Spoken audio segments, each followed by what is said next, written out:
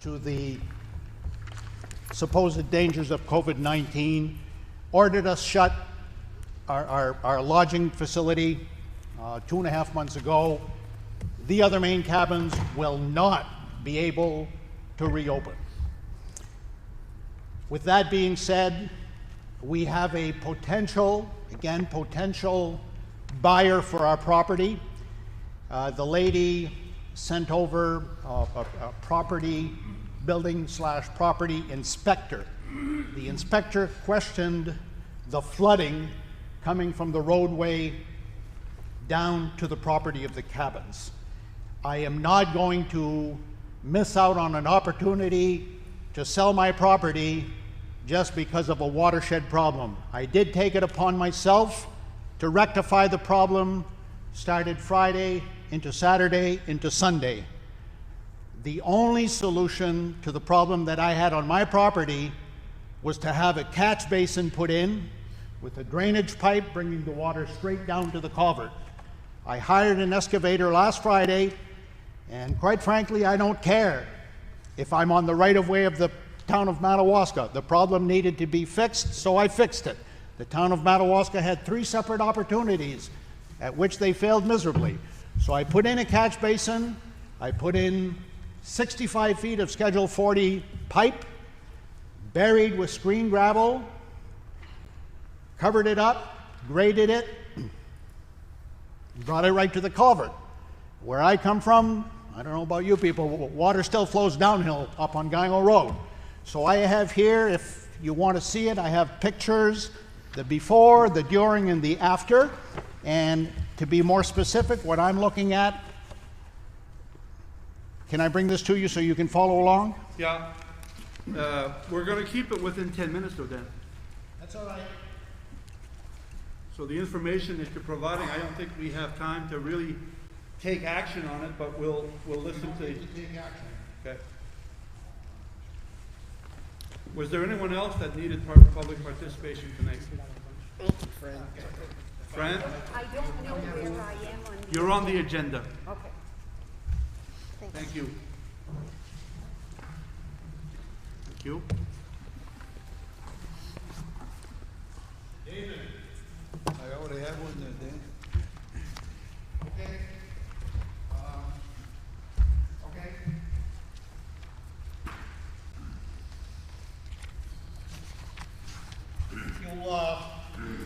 If you care to scroll through the photographs I've given you, that gives you an idea of what took place. But my only thing here is if you go to the last 2 pages of your packet, I put Dan Daigle, the other main cabins, request for reimbursement. If you look at what I've listed when I'm looking for reimbursement, you've got a total of $223.38 from Central Building Supply, which are the couplings, the glue, and the Schedule 40 pipe. Edmund Peltier and Sons, a storm sewer cover, a 32-inch, $30. You also have the receipt there. Hebert Brothers, Hebert Construction, the excavator. I don't have a receipt from him, but I can get one. He was supposed to email me a receipt, but he did not. The only reason this was a rush job, he was half a mile down from my house, and I said, could you get that excavator over to dig that trench? He charged me $100. I paid him cash money. We still deal in cash. Concrete riser, the catch basin. I picked this up in a garage sale for $40. It'll cost the town double that amount to get a riser from Clarence Roy or from wherever you get them. I'm looking for a reimbursement of $393.38. I spoke with Kevin this morning. Kevin was at my place to look it over. Kevin says that there's no way that they can come near to that to put in a catch basin and a line like that. If you flip that page, items and services not seeking compensation for. 7 hours of manual labor, I charge $20 an hour to work for anybody or everybody, except my wife. So $140 there. 1 bale of hay, which is only $4. 3 yard screen gravel, $30. 2 yard screen loam, $26. And the only reason I'm not charging for this is that I have some stockpiled at my house for ground maintenance. Therefore, I went at it in my pile. 3 hours of tractor usage. That's a 55 horse tractor, and I put down at $40 an hour, which is a reasonable rate for a tractor of that size. A total of $320 that I am willing to take up on my own. But long story short, Mr. Chairman, I'm looking for $393 of reimbursement, and I just asked the board to revisit this whenever they can convene and make a decision on this. But like I said, I'm under the gun. I'm under a time frame, a very tight time frame to sell our property, and I couldn't afford to wait. That's it. Okay, Pretty thank you, simple. Mr. Diego. We will take a review of this at some point. All set, board members? Anyone else on the public part? Yes, ma'am. Or, yeah. Okay, Don, I'm not sure where I'm at on this. It's for the music in the park. You're, right now. Am I the right place? Right now. Okay. As you all know, usually at this time of the year, we get ready for the music in the park. Unfortunately, this year might be different. I'm hoping that the board can help me out. We were supposed to start this Thursday, but I backed it up. There's 2 different sites that we were looking at. I talked to Gary about it. We're looking at possibly maybe doing it at the park, which we've normally done in the past. And then where Gary and I talked about possibly putting it at the Kmart parking lot. Okay, and I know there is rules and regulations we have to follow. I need your help. Is it something that we can work out? Is it something that, and maybe I'm off the ballpark with this, but being that we're doing an event in the park, and would it be possible to have like different events? Like let's say, for example, the kids would be at the playground. Would that be considered one event with 50 people?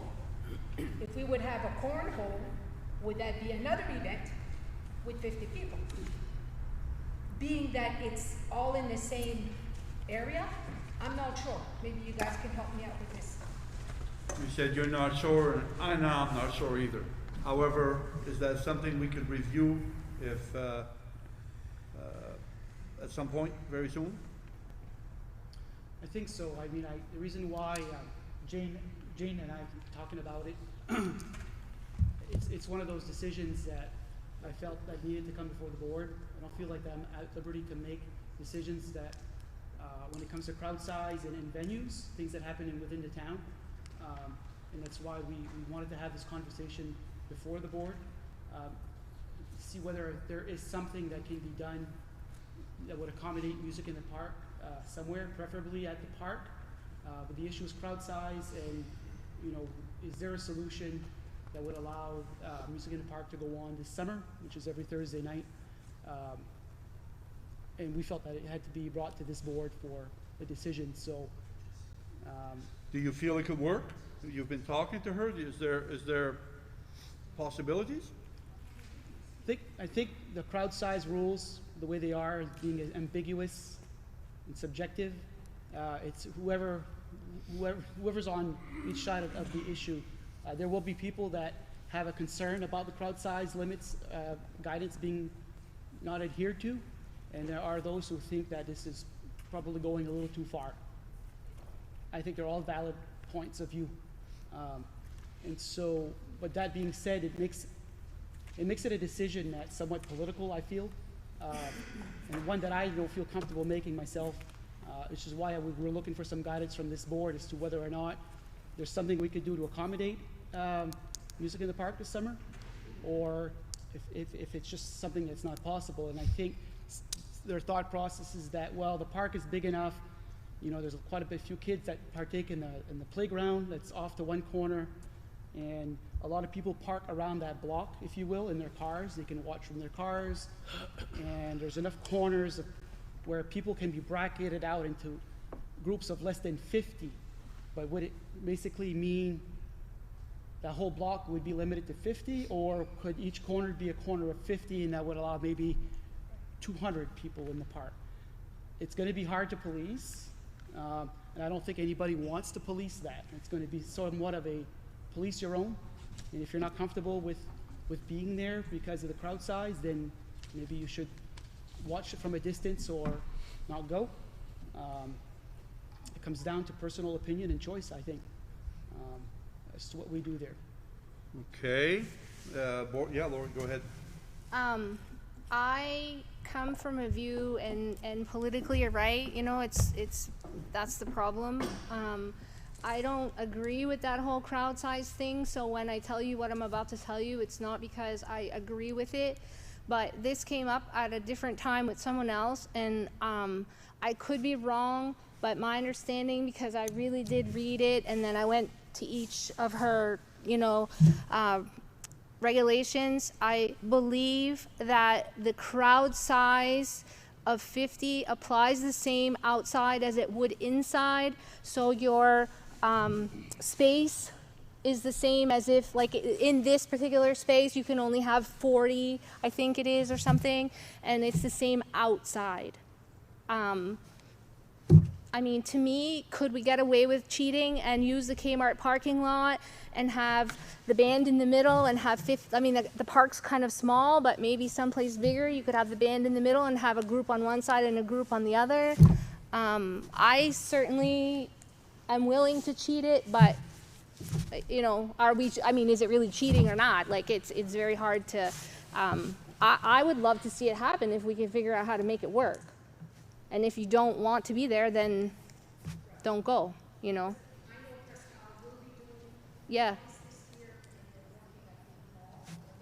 We park in one car, one empty spot, one car, one empty spot. Now, whether they allow them to get out of their vehicle, I'm not sure about that. It wasn't written on the article that I sent here. I don't think they're allowed, and I even think it's just like with the graduations, if the windows roll down, they're supposed to wear a mask. But like Kmart, I don't know, is big enough to be able to do that every other space. And have you talked to, like, is the drive-in bigger? Could we work out with the people who own the drive-in to have some kind of, I'm just trying to think of space in town. Like, where could we park the most cars to get, you know, the. I mean, it depends on if we need to space them out. I mean, you know, as far as the Kmart park. To me, I think it would. Just matter of putting a stage right in back of the library, and then maybe parking the car. We'd have to have people parking cars at night, making sure that if everybody, you know, if somebody wants to leave, then they'd have to, you know, have a way to leave. So whether if we can stop people from getting out of their car at 70, 80 degrees, hopefully, you know, because hopefully we'll have nice weather coming up. I'm just afraid people might not stay in their car and they're gonna come out. You've got people that likes to, you know, jump here, jump there. Are we asking for trouble? I don't know. I'm like you guys, I'd like to see it, you know, done, but do I we think wait all you until the can do month is of July? try. And maybe I don't know. Maybe the amount will go more than 50 maybe? But I'm not gonna do it for 50 people. It's not worth it, and it's then who you pick and choose, Yeah, I hear you. you know? Doug, So- do you have any comments? You know, this is like the ordeal that folks are facing in Florida with the beaches there. I mean, it's really hard to patrol, and you know, once people get together out there, and all of a sudden they feel a little bit relaxed, and they start to think, well, we can start moving around.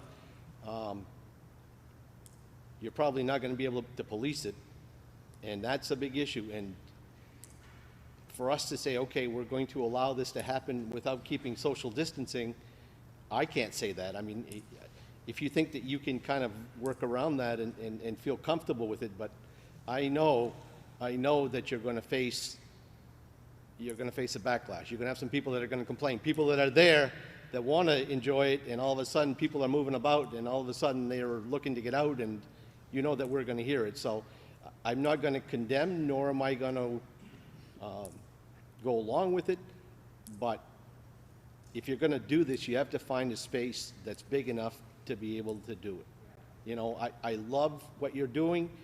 I want to promote it, but you still have to live within the confines and as close to as you can, because other than that, I mean, we're just going to be hearing it left and right. So what I'm getting at from at least 3 board members, that it's probably going to be hard to put this together. Now, this being said, can we go month to month?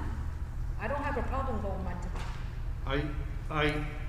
I want to echo a little bit of what was said, and Dave, you haven't chimed in. Do you have anything to say before I Go ahead, Don. Okay. For us to sit here and to agree to allow this to happen would be contrary to the example we as board members have to show as a board member. If you can consider doing it and you want to try it, I'm not going to stand in your way, but I will not say, yeah, we approve what you're trying to do.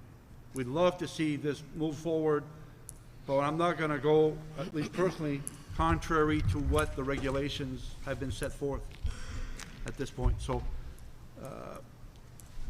it's size, it's the amount of people, you know, social distancing, it's all of the above, everything. So Dave, do you want to say anything, or? Well, I don't know if this is feasible, but if they're gonna be too close together, then they would have to wear a mask. And if you're gonna spread them out, do like we did over here, spread the chairs out. And this is the only, and if this gentleman has a wife and 2 or 3 of his relatives, they can sit together. And then what happens on the road, around all the park, around the street, it's out of your control. They want to park there and watch it. There's nothing there that stops them from doing that. Mr. Albert, do you have a comment on this? First of all, I'm really looking forward to going to music in the park. I've never been. Second of all, I'm hearing it said about the unenforceability of guidance. Okay? The problem is because people want to make free choices, free will. You choose to use a mask. I understand it's your choice. I choose not to.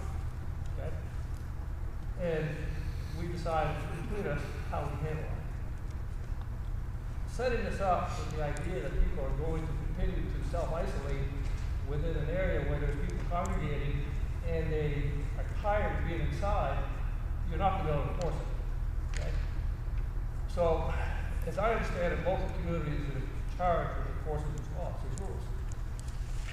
If you go into a restaurant, and I did today, and they ask me for my contact information after I ordered my meal, my choice is no, you can't have it. Okay? The problem for the restaurant owner who is charged with enforcing this thing is, what now? Okay? I think we should go ahead. I think we should tell Janet Mills, we're having our festivals, we're doing our own thing, and don't know what to tell you about that. Come down here and enforce it yourself. Thank you. I took a bad note from Don. The other thing I want to add, I've been going to music in the park for a couple of years now. But usually when we used to go to Thursday, we have a big crowd all the time. It's hard to get around. So that's the only thing I'm bringing up right now. Okay. Thank you, Paul. Dan? 3 quick things to keep in mind. If a person is of the belief that this COVID-19 is real, so be it. If that be the case, ban the music in the park. If you believe the truth and the facts that this is nothing but a government hoax, open up the music in the park. And thirdly, do not forget that the president of this country came to this state last weekend and defied our governor's orders and is looking into have this rectified.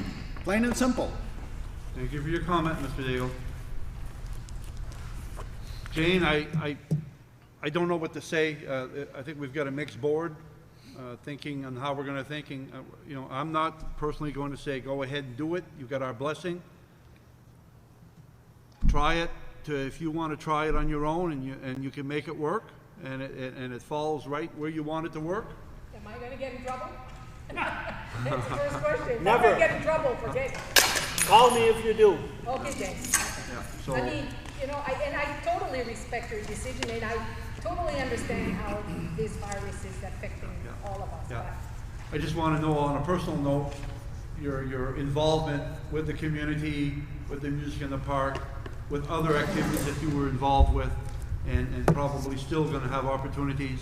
I want to commend you for those efforts and stuff, and I love the idea that you're still thinking about what we can do for our community, and I thank you for that. Okay? So, anyway, I'm walking out here and I'm still not sure what I'm doing. Thank you, Ross, Jane. what do you think? What's Ross think? I'll put him on a spot here. I think the town just comes out with a disclaimer that social distancing might not be possible. I'm not saying, don't say to hold the event, not to hold the event, but if you are in fear that you could be infected, stay home. If you don't have that concern, then there'll be music in the park. That's awesome. I second that motion. I think we kind of got of our. So, Ross, are you giving me permission to go ahead and do it? I might go listen to the music, but not in uniform. Okay. Awesome. I mean, you know, the park is big enough, we can actually ask the people to distance themselves. Of course, you know, like Brian's saying, if your families, I mean, of course, you'll be together. But, you know, I'm sure that they can distance themselves, and if all fails, we'll ask people to wear masks. You know? All you can do is recommend and try to educate on distancing. And if some of them are more fearful, put the mask on and try it one time and see how it works. But you're gonna need more than you to go around to make sure people are listening. Well, if they refuse, you put them in a special corner. All right, thank you. Okay. Okay, Jane, thanks a lot. All right, as I mentioned earlier, we're going to move Article 11. So I need a motion to go into executive session per 1 MRSA subsection 405, 6F for consultation with legal counsel. Do I have that motion? So moved. Moved by Doug. Is there a second to that motion? I'll second. Lori? All in favor? We carry. We'll be going into that room, and I don't know how long we're going to be, but. Okay.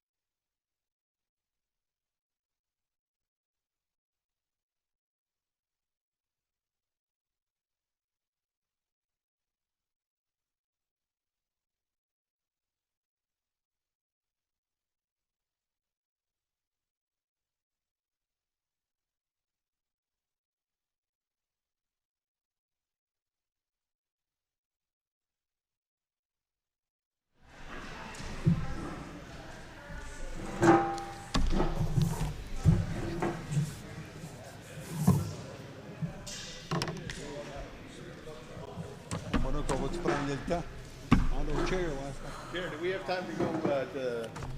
We're gonna take a break for, bathroom time. You wanna go now?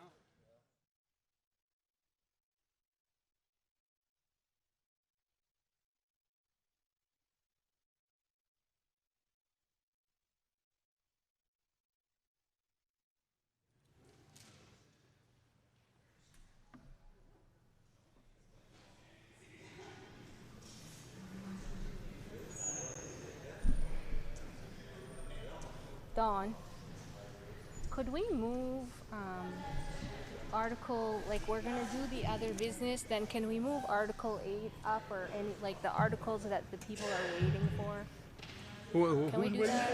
Yeah, I don't see an issue. What are we waiting for? So like you wanna do other business because the Historical Society is on there and Fran is waiting, right? Yeah, And but then that's part of Article- the, Article 8, there's someone here for that in case you guys have questions. And that's it though, right? The rest is, Article well, 8. Article 8. that's Dave, that's the because we're going police, to other business and Because adjustments they're right gonna now. make a presentation. I don't know. It's just gonna be awful long to make people sit and wait there that aren't employees. We should try to get out whoever we can. Okay.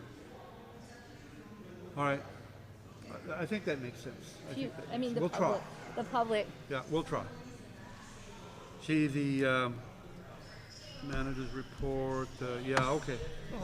We're going to go to Article 3, which is the other business Yeah, article. because the historical society's Yeah, in and there. they're here. That'll be the first thing on the other business, and then we'll just go around and. Because the police department's yes. gonna make some kind of little presentation or talk, probably. right? And so Yeah. is Sam.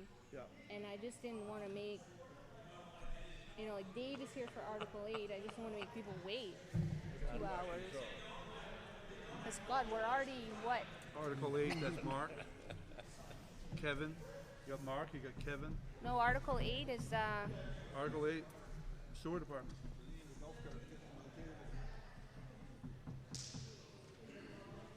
Right? Is that it? No, that's the one for Endico that they wanna. Yeah, and Dave will let here for the. Oh, well, Dave, but it's Mark that's the gonna make. planting, yeah. Mark and Dave. Yeah. Are we all here? All right, I need a motion to come out of executive session. So moved. Moved by Doug, is there a second? Second. Seconded by Dave. All in favor? For the record, we came out of executive session at 6:37. Go to Article 3, to consider other business and adjustments to the agenda. We do have other business that we'd like to handle. And the first, the first thing under other business is to consider a funding request Oh, Dawn. for the Madawaska Historical sorry. Dawn, we have- I'm way ahead of myself, sorry Yeah. about that. We came out of executive session. Is there any action to be taken on our executive session? Yes. Go ahead, Mr. Moore. We would like to, I would like to make a motion that we pursue the validity of the term sheet or term paper. Which is the agreement between the town of Madawaska and Twin Rivers Paper. Yes. Okay. Is there a second to that motion? Second. Seconded by Doug. Is there any discussion on that motion? All in favor? Motion's Aye. carried. Thank you. All right. Article 3, to consider other business and adjustments to the agenda. The first thing is to consider a funding request for the Madawaska Historical Society for the roof repair of the Albert home. Discussion continues from the May 18, 2020 Board of Selectmen meeting. We have representatives from the Historical Society here tonight that would like to address this board. Fran? My request for tonight is really twofold. Okay?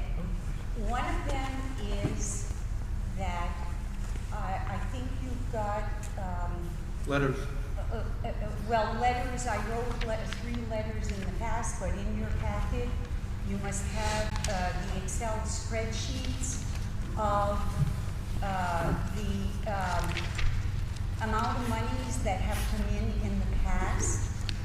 Yeah, so the twofold that I want to talk about, bring to your attention, is that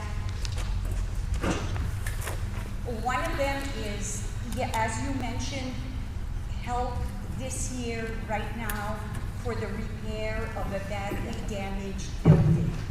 That is one thing. But the reason that it comes to you that way is that we have not been supported by the town of Madawaska since 1995. In 1972, okay, I'm going back far there. It's before a lot of us were around there. In 1972, I did the research. The voters of the town of Madawaska voted and accepted to put the Madawaska Historical Society on, I don't know if you call it on the warrant, or it had an article of its own. Okay, so every year it got voted on as an article. I don't know when that was taken out. Do you folks know? When did the voters of Madawaska vote to take the Madawaska Historical Society off? I can't find it. I don't think it ever happened. So we were left in the lurch. We have not had anything come in from the town of Madawaska. There's no membership dues as such. A long time ago, lifetime memberships were sold, and you know, like anybody else, if somebody bought a lifetime membership, they consider it lifetime. So we got ourselves into this. We've got buildings to take care of. We've got electric bills every month, like everybody else. We've got liability insurance to pay. We had the gazebo needed to be fixed this year, right? Did you do that? No? Okay. Somebody did it. So it just gets to the point where, what do we do? So it's twofold in the sense that we should be back on the roster every year. The last time we were given something on your papers in 1995, the shorter list that you've got in your document. In 1995, the last amount we had was 5,000, I believe. And I'm thinking 15 years ago, it would be more reasonable anywhere around 8,000. So it's twofold in the sense that we want to be put back on the warrant like we were, because we were never really taken off. It just stopped. What happened, what I can say happened in 1980, the Madawaska Historical Society wanted to start the Acadian Festival. They did it by sponsoring, they had a sponsoring family, which was the Daigle family, and it started going that way. So I'm being told, I asked all businesses in town, and they said, well, why do you need money? Because we're supporting you indirectly with our tax money for the town. So we're caught in this place here. So is there any way that we can get help for this year for the building that's in dire need? And we want to be put back next year. How do we get back? Process of getting back would simply be a formal letter asking to be put back. As we develop our budget moving forward, it'll be up for discussion with the Finance Committee and with the Selectmen. Okay. About- She's already done Which has that. been done. Which has already been done, so that part's ready to go. The other Okay. thing is money So right now, now. Yeah, Okay. can we get immediate relief right now? Gary, do you have any suggestions or not? So what we last left off on this discussion and was where are the funds going to come from? And so right now, the way that the articles work for funding the various departments of the town and the social services is they have an intended purpose. There are no monies available in the town budget per se to make a meaningful impact on that. There's really not much. We can't take money from the rec department or the police department or even the Canadian Festival, since it's not happening, because that money was raised for that purpose. Okay, and so we got to be careful. Now I know I think we all want to do something, and there was discussion about possibly having some bridge funding out of the UDAG program to get us to this crisis until we can figure out a more permanent solution. It's really the only place where we could dip into some funds to help them out right now. The situation with the UDAG is we would have the availability of funds. We went through the boost program. We funded that. We had approved up to $41,000 microloans. To date, we have 9 that have been dispersed and paid, and no requests pending. And we have till the 30th of this month when that program is going to stop. And so I think there is some funding there that if this board so chose, they could help out the Historical Society with this funding that they need so critically. The issue, obviously, with the delay in the town meetings and the budget process and everything that came to a screeching halt is that we're not really sure. I mean, they could also make that request as a budgetary request as part of their annual appropriation if they wanted to get some money through the town taxes, if you will, not through the revolving loan fund, or what we call the UDAG. We're not going to have a town budget adopted likely till July sometimes, until we get a better picture on revenue. I think that right now the inclination has been to kind of hold off on town meetings until we get a better picture for what revenue is going to be. And so what that does, it puts back our tax commitment in our business year, if you will. Even though it's still July 1, we won't have a budget to support that request until town meeting is adopted, which could be July. I hate to say if it went back even as late as August. So if you were to address this with funds right now, the only place that you could go to would be the UDAG to do that. And whether or not you decide to do a bridge loan and for repayment based upon the town may be willing to put some tax money into it through an appropriation request, that's totally up to the board. Ultimately, if there's going to be a request for this project to be paid for, like in other words, if you don't want the loan to be a loan, it's just sort of a bridge, which is something that the board had discussed, where you would want a town appropriation to pay for that project, that would have to go through the budget process with the board and the finance committee to be adopted at town meeting. But my question is, it has been a long time ago, been voted by the Madawaska voters that it had its proper place on the budget. When was it taken off? Okay? I don't know. I don't know the answer to that question. All I know is that in speaking with Guy Dubé over the years, earlier, that he talked about the need for funding requests to the town went away because the Historical Society was receiving a lot of other money through. No, there was one grant 1 year, and that's when the cross was built, and that's when they decided to build the gazebo. No, it's just that it was dropped. So now, why would I have to ask to put it back on when it was on there? It's like asking the same thing. As far as being in social services, That's what's stopping it from taking, we can't jump in one department to another, but why are we in social services?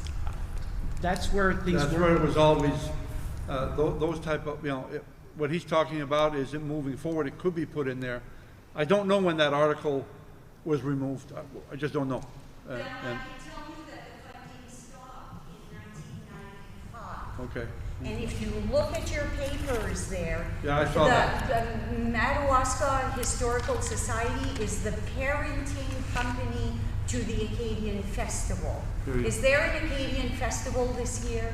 No, Okay, so the money is appropriated, could some of that not be given back to the parenting company to get us back into? I'm not clear on that, Fran. That's, the voters said the Acadian Festival, they did not say the Historical Society. So, That's, Yeah, I know. Go ahead, Lori. so Fran, I think just, I have a question, but, how it comes off, none of us were on the board at the time, but basically, like even this year, if this board and the budget committee decides we don't want to fund the chamber this year, or, and I'm not saying that's happening, but that's just the first thing that comes to mind, we could decide, the budget committee and the board, not to create an article in the warrant, and then it would just go away, and then that may just continue every year. So whatever year that stopped, for whatever reason, it's just because somebody decided not to fund it. Maybe it was a real tight year. Maybe, the money, I know for a while the chamber was getting all of the festival money, and it was up to the chamber to give it to Acadian Festival or International Festival, and that caused friction because one year they just said, we're not going to give it to the International Festival Committee anymore. And I was there and there was an argument. So it just depends on what each board and committee feels.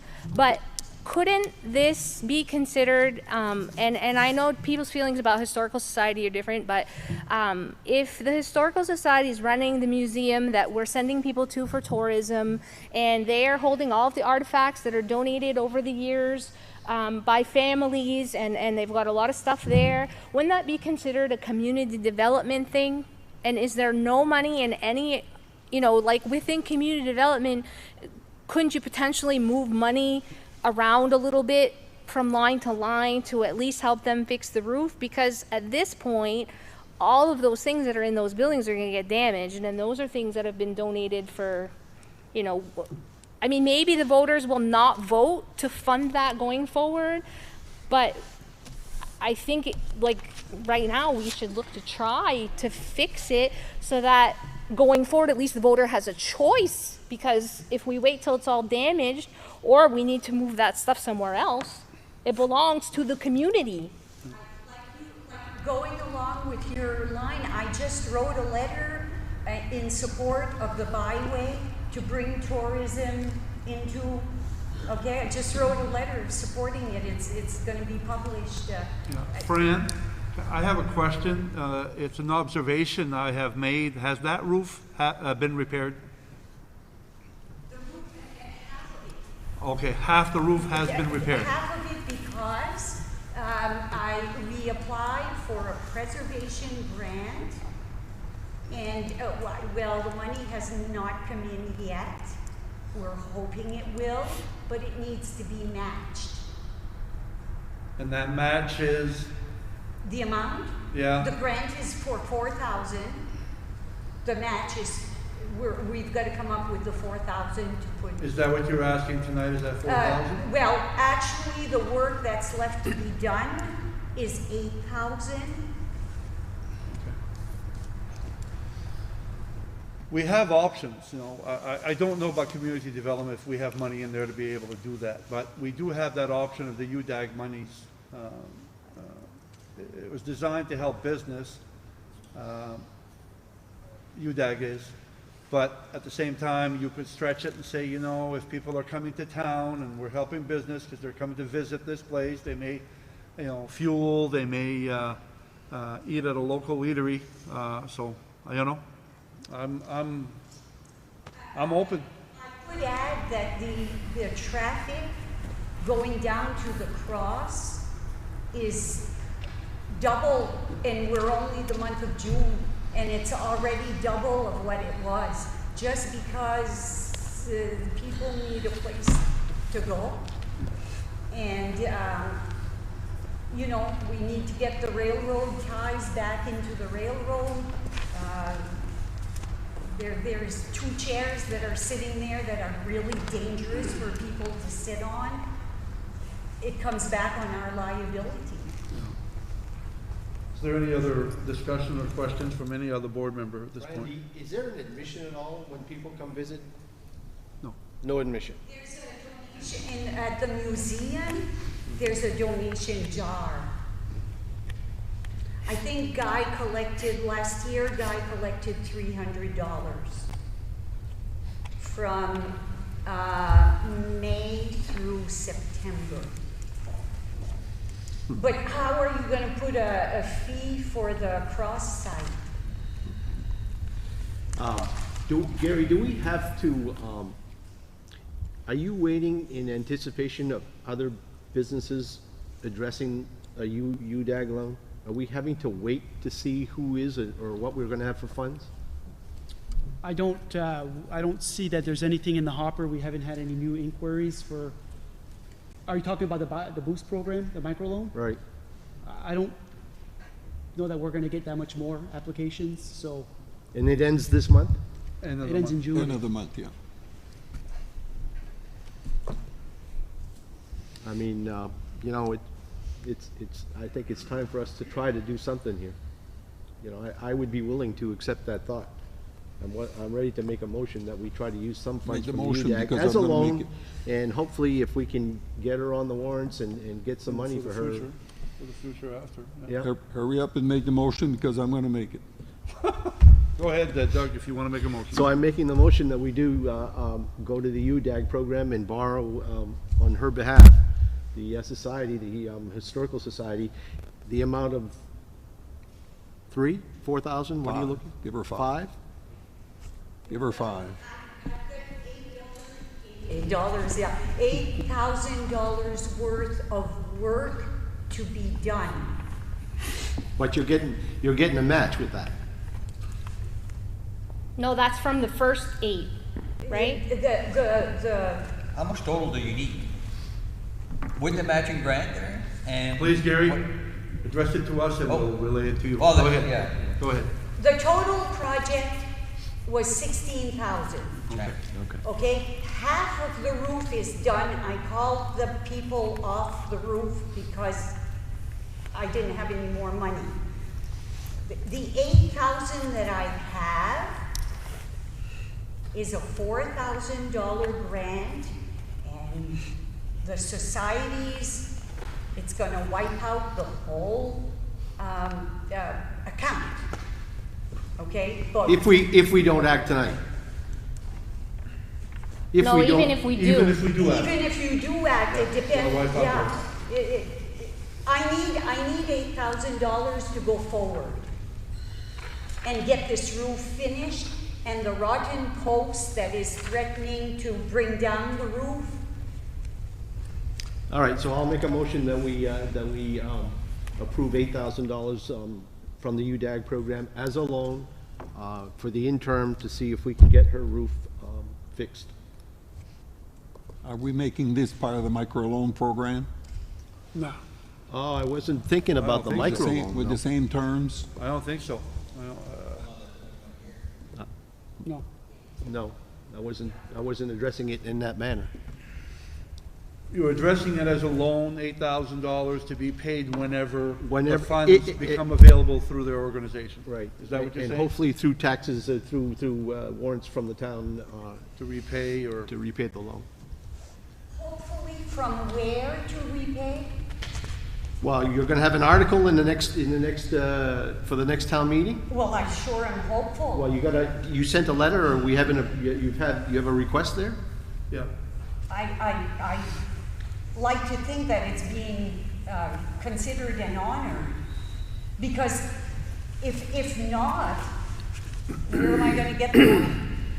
Next year, I'll be in the same, I would feel a lot more comfortable if we made it part of the microloan program. We already have all the parameters, all the But the conditions. microloan was for 1 year. Well, And we'll 1,000. have time to address it. 1,000. We'll have time to 1,000. address it in our budget meeting within that year's period, and we can take care of it then. Yeah. But the microloan I wouldn't program- mix the two together, because the microloan was for 1,000 for 1 year at 0%. With the same terms as the microloan program, let's put it In that other way. words, a loan to the Historical Society, Yeah. 0%. Yeah. His motion is, I heard, changed to 8,000, and for a year, or, With the same terms as our microloan program. And I will second that. okay, you made the are you okay with that?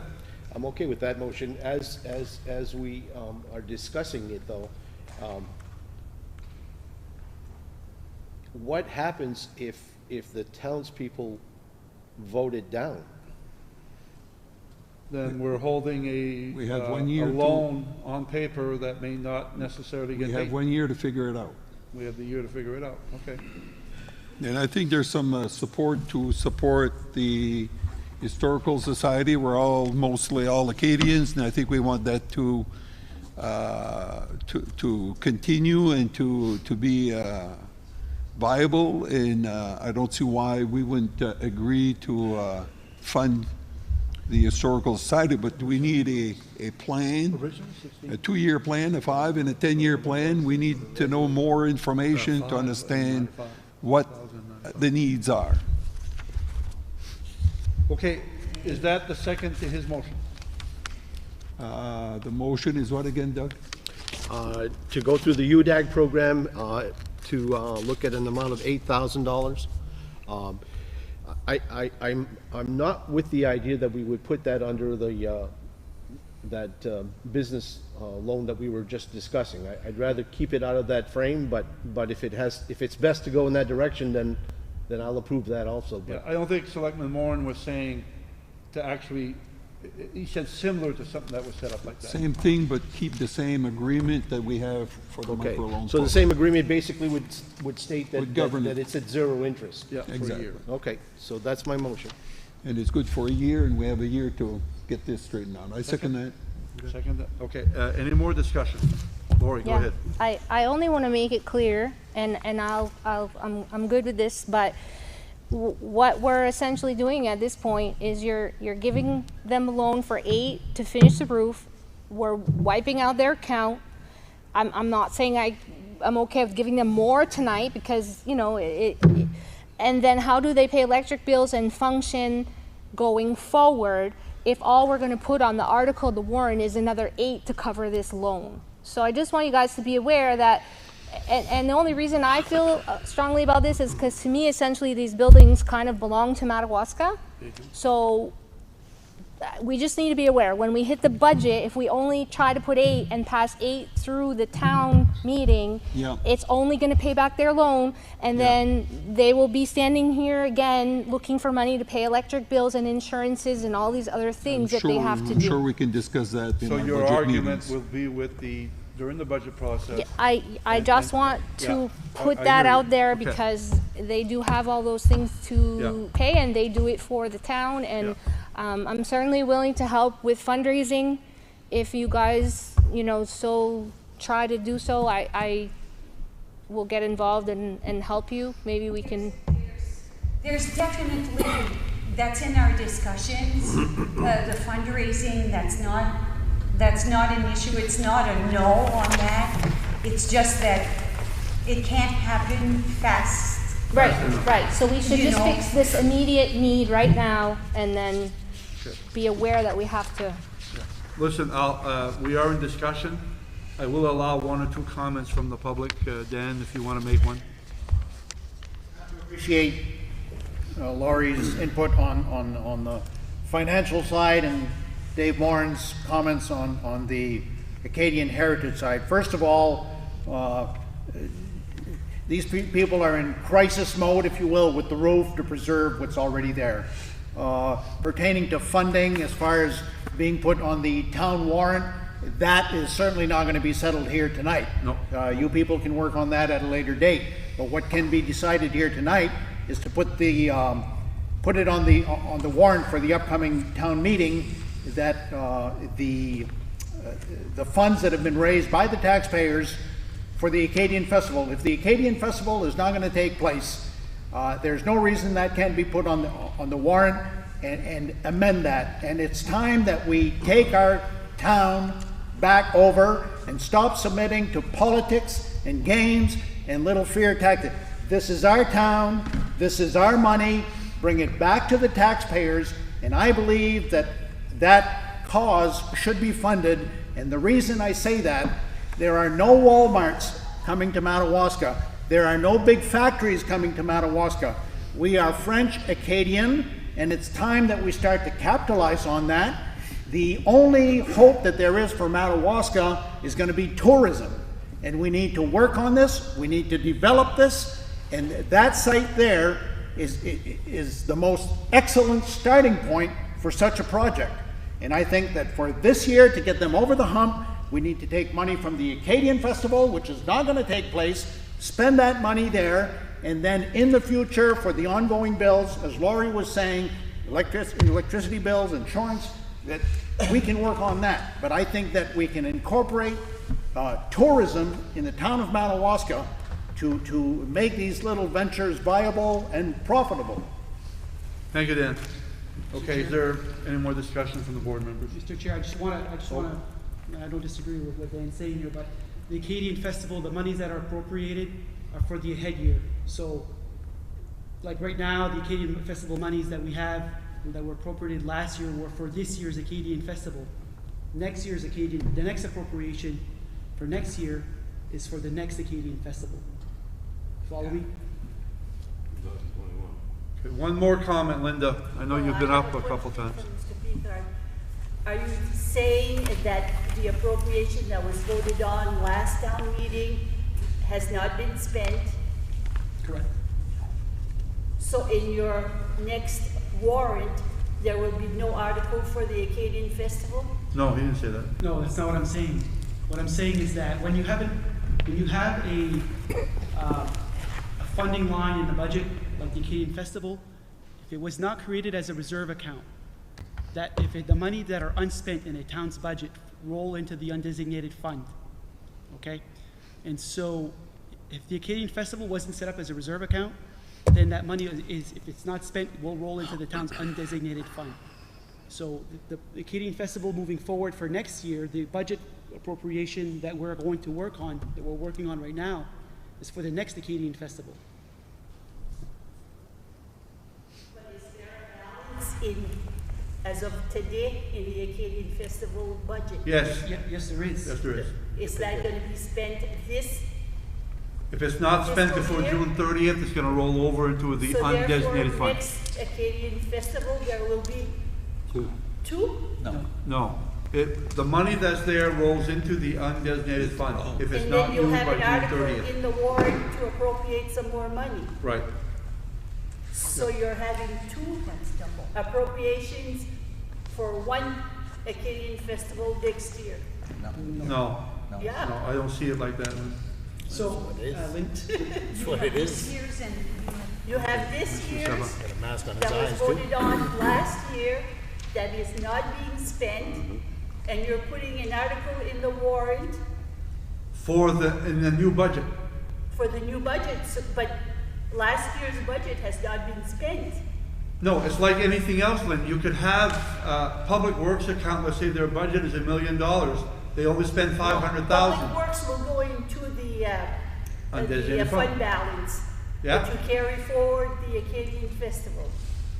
That's not So how it you're was worded, though. doubling That's not the how it was worded. appropriation for next year. Yeah. Lynn, I think we're talking about the same thing. So if let's say, the town cut a check to the Acadian Festival out of this year's budget, what's been approved, if the town cuts a check for the Acadian Festival, okay, the money has been dispersed. They would have that money next year. But They if the could town use it says, next year, because yeah. there's no Acadian Festival this year, doesn't cut a check to the Acadian Festival, that money will roll into surplus. You've already given the appropriation to the committee, Or is it still in the town funds? Still in town Not funds. fully. There have been a few little expenses, but we haven't cut the full amount to the Acadian Festival. Yeah, see? So where there's does it no go? accountability. Where does it go? Undesignated fund. balance. Undesignated fund balance, Mr. Dago. That That's ain't how right. it goes. That ain't right. Well, that's the way it's set up. That's Is right. that the money that Works. falls through the cracks? Mr. Dufour? No, can I make a suggestion on this? Sure. How much is available in the Acadian Money Festival right now, money that hasn't been spent?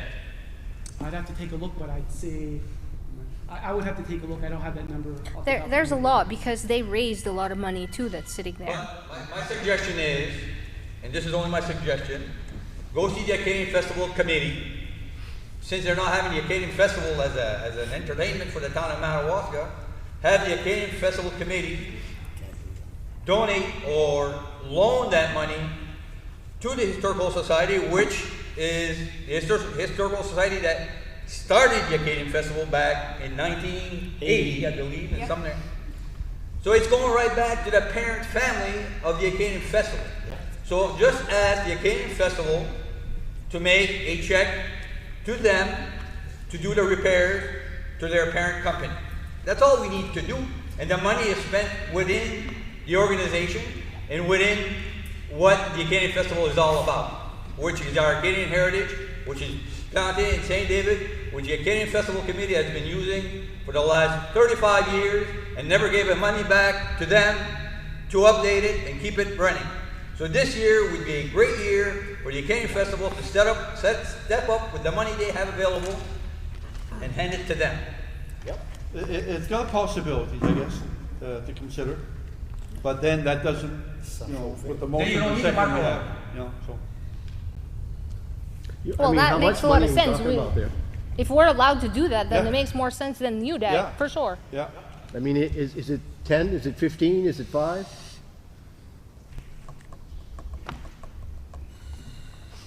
More. Well, we're not I think- gonna I think the only solve this issue that we tonight, then. have, What Don? we should do is, I guess, we approve the motion pending the possibility of finding the funds elsewhere.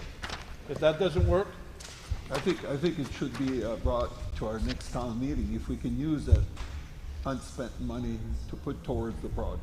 I think the people needs to vote on this. It's not quite the same putting on an Acadian festival Than a or historical, fixing okay. a building at the. all right, then, I hear you. And I think that this money, yes, could be taken and given to them, but it needs to go to a voting process. Okay, So we But have a motion, by do we have a then, second? it's gonna Right. be in the undesignated fund, so that's a whole different Right. warrant by that. we have a motion, we have a second. Take a vote. All in favor? Unanimous. So you'll, We'll fix your we roof, we can Fran. cut a check whenever for up $8,000 within a week. Okay? Out of UDAC, yes, Jerry, yeah, out of UDAC. Yeah. Okay, we're gonna move on. Yep. We'll be here till midnight. Yeah. Is the fire chief here tonight? I don't see that he's here. No, Huh? I don't see him. that he's here. Okay, we'll move on to someone.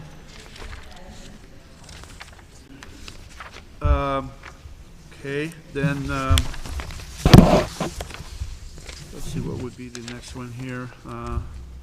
Let's go to Kevin, Article 6, to consider an update from the Public Works Director for road repair projects. What's number 5? Well, that won't take long. Why are you skipping? Well, there was a suggestion because certain people are here that if they wouldn't have to stay here all night if, Oh, I see. that's the only thing, that's the only reason I'm moving around there. Okay. So, Article Kevin, 6. Article 6. You got the floor. You gave us some information somewheres.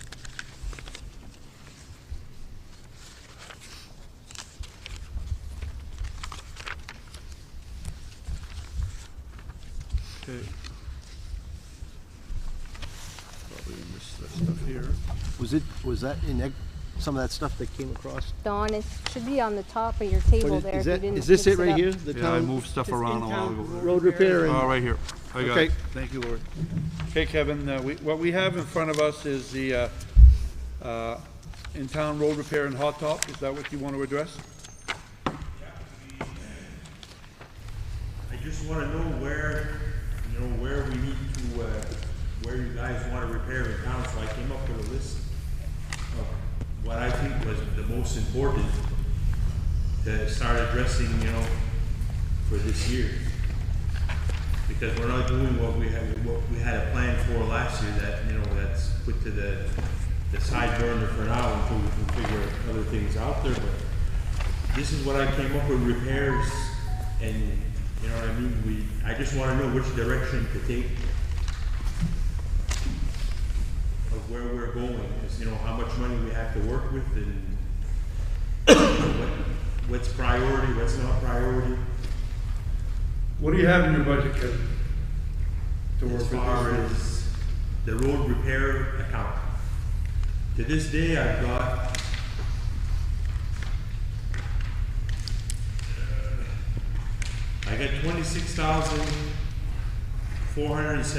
$26,478.33, but MDOT owes us for the repair on the catch basin on Main Street and then the hot topping from last year, which when we're done, we'll have $83,483 remaining in that account.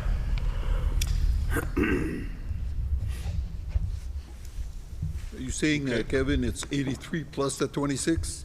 No, that's including the 83 is the total. now. Yeah, they owe us about 56 or 58,000 between both projects. One was 29,000 and change, and the other one was 26 and change. When can you expect to get those payments? I submitted the first one after Christmas for the hot topping of Main Street, and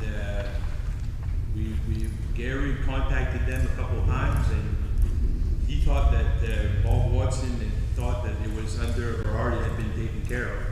So we resubmitted the bill again, and then we just resubmitted the bill last week again for the catch basin that was done on the North 16th on Main Street. So we're hoping that anytime soon, We have hoping by July. in place for those reimbursements, so it's not a question as to whether we're gonna get it or not, it's just when they're gonna disperse reimbursement. I would like to say that because we're not spending $3 million in hot top, we need to make a good effort on shimming and rebasing certain areas that are in great need of repairs. And I think along those lines, is it fair to assume that in our next budget cycle that the hot top account will be intact or not? So what we have right now is because of the situation with the budget process and the economy because of COVID, we're sort of in a holding pattern with waiting for some updated figures from Main Revenue Services as to what kind of cuts we're looking at for programs that are funded, such as revenue sharing, local road assistance, that we know are going to be cut. We just don't know how much, and we're not going to know until the the forecasting committee for Main Revenue Services meets again in July. And so we can move forward with assumptions on revenue, or we can wait to see what Revenue Services will put out for revenue projections, okay?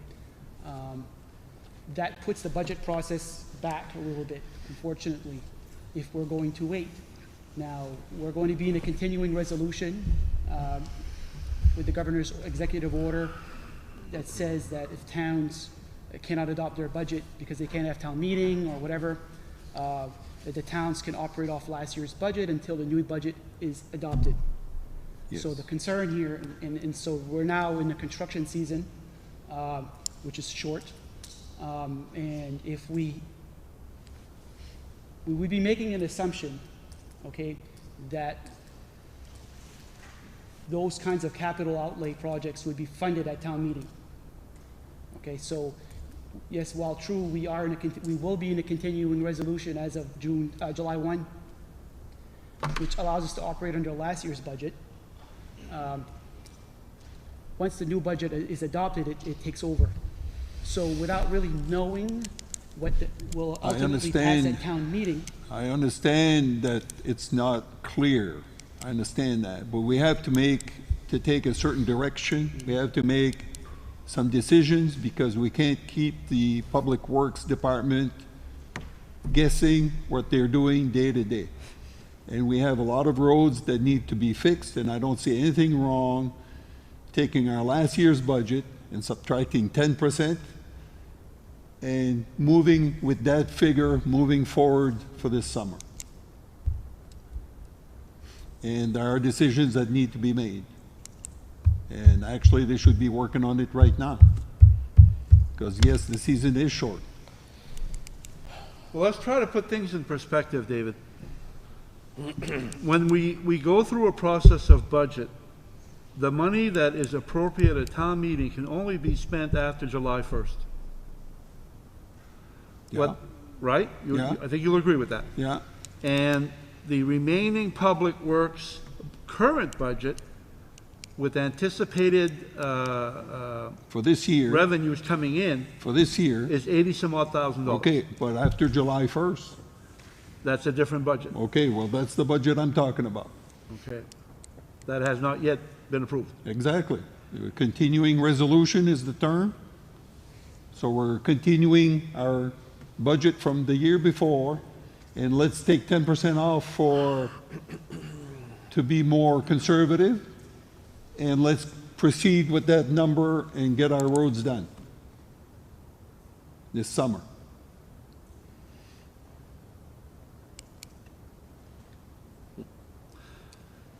I know what you're saying. And I don't think it's fair that we target the hot top account and the road account first if we're short somewheres. I don't think it's fair. That amount has to stay there, and that's why we're in trouble today, because in the past, it's always been the first account that we raid. It shouldn't be raided. If our budget for next year is tight, it's tight. It has to be, it's going to be tight. We all know that. And there's no way around it. I mean, we need roads to ride around in, and if we're not fixing our roads, repairing our roads. The scenario unfolds like this. We go to town meeting, August. July, hopefully, but let's say August. August, September, and then it's too late. And our budgets are not approved. Our budgets are not approved? Are not approved at town meeting. Well, according to state regulation, we're on continuing resolution, and we're fine and legal with that.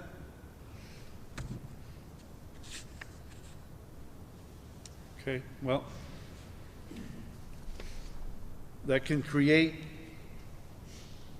headaches too. Well, that's why I'm offering a 10% reduction, so that we have a little wiggle room in there to cut it back if we have to cut it 10%. So Kevin, what you're asking is guidance as to how much money you have to be able to work with and where those priorities would be. Okay, you must know where those priorities are. It's little to no cost, the digging of the roads, installing pipes for drainage or stuff like that. But the thing is I just need to know a direction to take. Because I can do a lot of digging and it'll cost barely nothing. You know, the fuel is already there, the manpower, the material, we have somewhat of material that we're able to get by. But where it's gonna get expensive is when we start trimming and, you know, hot topping to patch and seal that up for the winter. But I've got, you know, like I said, if I get the okay to get started, we've got all kinds of places that we can start. This is your list here, right? This is the whole list? That's what I put together that I propose to start with. I've got all kinds of work and I probably won't finish all of it this year, but we'll do the best we can with what we have to work with. But I gotta have a starting point and know where, you know, where to go and where to start. We gotta start somewhere, I agree though. We gotta get something done. So, Kevin, I see like you have, like I'm just trying to do the math. You have dollar figures on the first 3 items on the first page and nothing on number 4 and number 5. Is that just oversight, or is there, because you have that material already? No, that was, I did that in priority. Okay. You know, like, I was thinking that what, you know, the first 2, I was hoping to attack, if I had money left, would be the 3rd one. I should have probably, you know, said that, but that was like my, you know, first priority, 2nd, 3rd, 4th, 5th, for the in-town and out of town. And what's the total usually, like Dave is saying, use last year's budget less 10%. What is normally that figure? For the hot dog? Yeah. Was $3.50 or $3.25 in the past. It I was believe it's $3.50. $3.25. Yeah, That was last year's budget. and that's just hot topping, that's not including what's in the ground, that's just paving. That's not including the prep. Yeah. So if I, you know, on top you have 370 tons with a figure, if I add those figures to the bottom, that first page, considering what you have left over, you're not even close to going over that. And like budget wise, I mean, you're at 283, so you'd only be using 200 from next year, which My is, plan was so is that's, that- I mean, What we usually do is that it's 150 in the back roads, 150 in town. Yep. So I was planning on taking $100,000 in town for hot topping and 100,000 in the back roads, and then keeping 50,000 for trimming and preparing to tackle just the small areas to seal that for now. And then on top of that, usually we take out probably $7,500 a year for cold patch and Lorenzo repairing to make berms and stuff like that. Because I knew I had about 300,000. If I do 100 of hot top in the back roads in the town, that's 200. Then I got $50,000 to prepare and to trim. You know, you can go quite a ways with that. and it leaves you 50 as a cushion. Yes, Plus you're not considering this first 83 that you have left over. exactly. So you really have $130,000 cushion, which, I mean, I don't think that's, I don't feel like that's a problem. That's a lot more than a 10%. I'm just trying to do what's important, because I gotta have time for stuff to settle before we hot top, and we're prioritizing and trying to do the most we can with what we have to do. So what would you do if we did nothing? We've got all kinds of maintenance to do. No, but I mean, with the roads, considering the roads, I mean, would you do anything to them at all? Would you just leave them like they are? Do you grade them? Do you fill the holes? What would you do if we just said, don't do any of these projects that we're considering?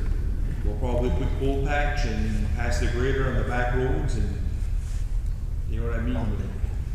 We've got plenty of other work to do. No, I'm not disputing that. All I'm questioning is what happens if this board was to say, let's not appropriate anything at this point and just grade it, patch it, and we'll live with it till we actually are able to appropriate dollars. I think that we'd be in big trouble in the next few years, because our roads would really take a hit. Yeah, but these roads have been neglected now for like 10 years. Yeah, but they've gotten a lot worse. If you take our, let's say for instance, on Gino Road, if you take a ride up there, you know, the upper or the top layer of hot top is coming off the base, and now you have these scabs that you can't put cold patch in, because every time it rains, it comes right back out. So you're good for a week, you know, you're just putting a Band-Aid for a week or two. And I've noticed that the truck ruts have gotten a lot worse with the traffic rides. There's places you can let the steering wheel go and the car will follow in its tracks. And you don't see it visibly until like you start looking and say, look, that, you know, and that. But they are getting a lot worse. I mean, it's...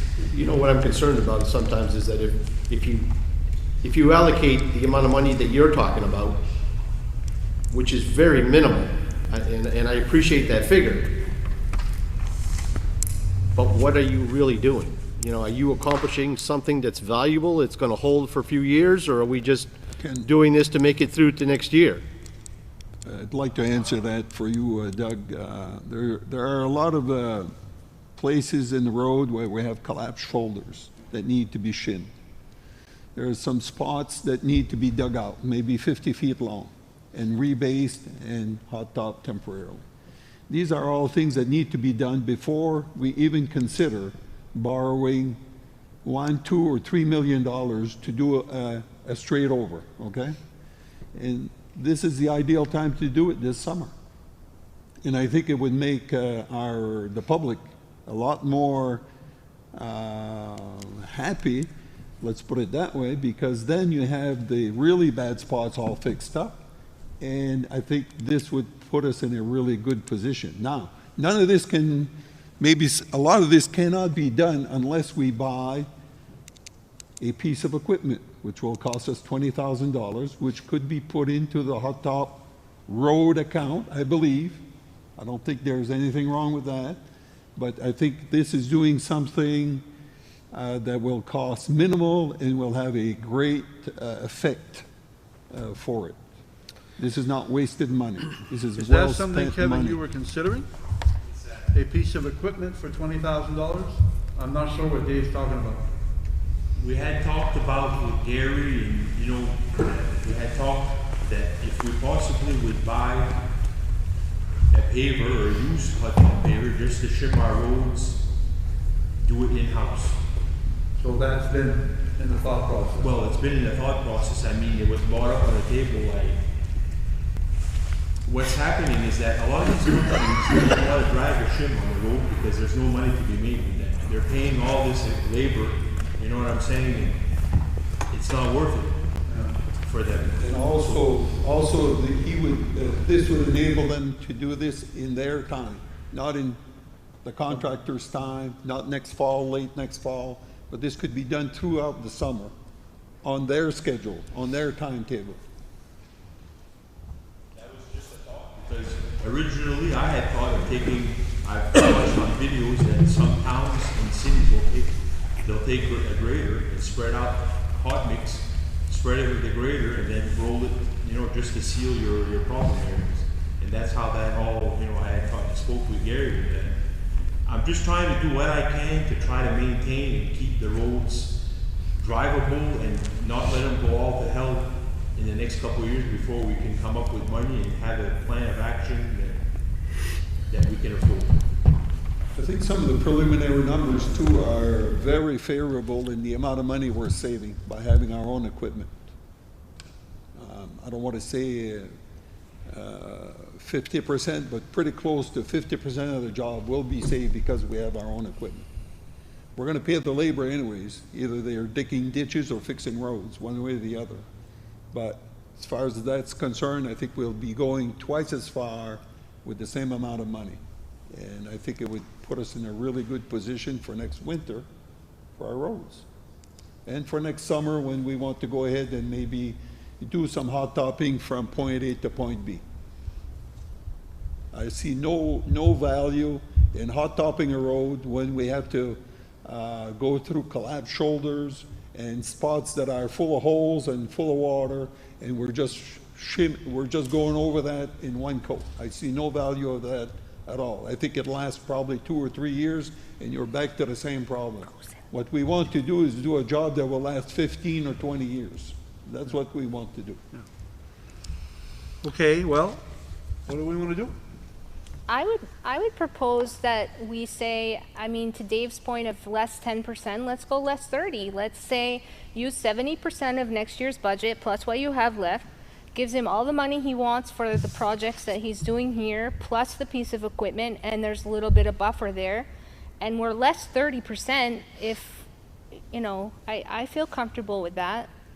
Do you, Gary, feel comfortable? I think 10 is tight. With that thought process? Look, we work so hard on a plan to redo our roads.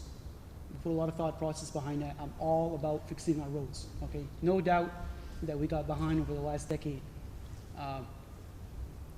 We're making a big assumption that those dollars are gonna get approved at the town meeting, okay? So I'm just gonna put it out there, and it's the will of the board, I'm fine with it, okay?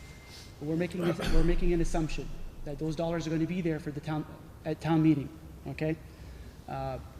We still don't know what the revenue side of things looks like. We know that the road assistance program by the DOT is going to be cut. They haven't told us how much. We get about $89,000, I think, for that. don't know what that cut looks like yet. Okay, so I'm hopeful, you know, in talking with, we Zoom meet with other town managers, MMA, and sometimes members of the delegation or their staffers.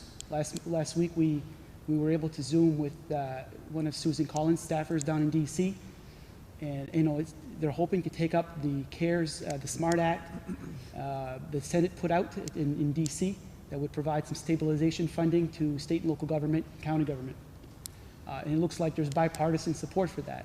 I'm very hopeful that through all of this, there's going to be some funds that come in that will stabilize our budgets to the point that we can breathe a little bit. But none of those things are set in stone yet, okay? So to the extent that this board wants to move forward with fixing roads, count me in. But know that my concern is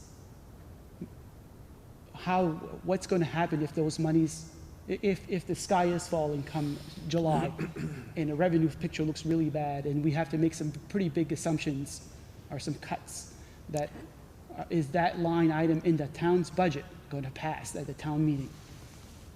That's my only concern. Okay. There's a lot of support in town to get our roads fixed. I don't think this is a matter of if. I think the people want their roads fixed. It's not an if. All right, we had, Hi, Kev. Is this your summer project, all of it? Like you said, you might not get through this. What is the timeline of all of this, of your 300 you need and your, because maybe we can go 50% and then in July, we'll look at it again. Well, I would propose that if I could at least start digging the bigger problem areas, because a lot of that is just labor in-house and, you know, gravel, you know, it's very minimal amount. I would tackle the biggest problem areas, and that would give me probably about 3-4 weeks of work. And by then, by July, we'll know more what's going on. And if it doesn't look good, we'll just tackle the big areas this year, seal it up with hot top, and then back off until we're more certain of what's going on with the funding and all that. Okay. So let me. Because I've got plenty of places that. Let me suggest this. We've hot topped really late before. We've hot topped into September, late September. We've even hot topped into October, which we prefer not to. Quite frankly, right now with the schedule for pavers out there, we'd be lucky to get somebody to come in here in July or August. Okay, a paving contractor. That's why, Gary, that's why we're offering to buy a piece of equipment so we can do it on our own terms and in our own schedule. And it's not just about hot topping, it's about fixing. Mm-hmm. Going a little deeper than the hot top and then having the equipment to finish it. Okay, could you let me finish though, Dave? Because I was going somewhere. Go ahead. Okay, we have $83,000 in reserve. We do have an IOU from the state of Maine. Yeah. We know that money is good. Okay, so we can get to work early with that $83,000 that we know that we have right now. Yeah. Okay, we can get to work on that. And you know, we may start moving forward with our budget process here soon and get some ideas as to how things are going, and we're going to get a picture hopefully sooner than later on revenue.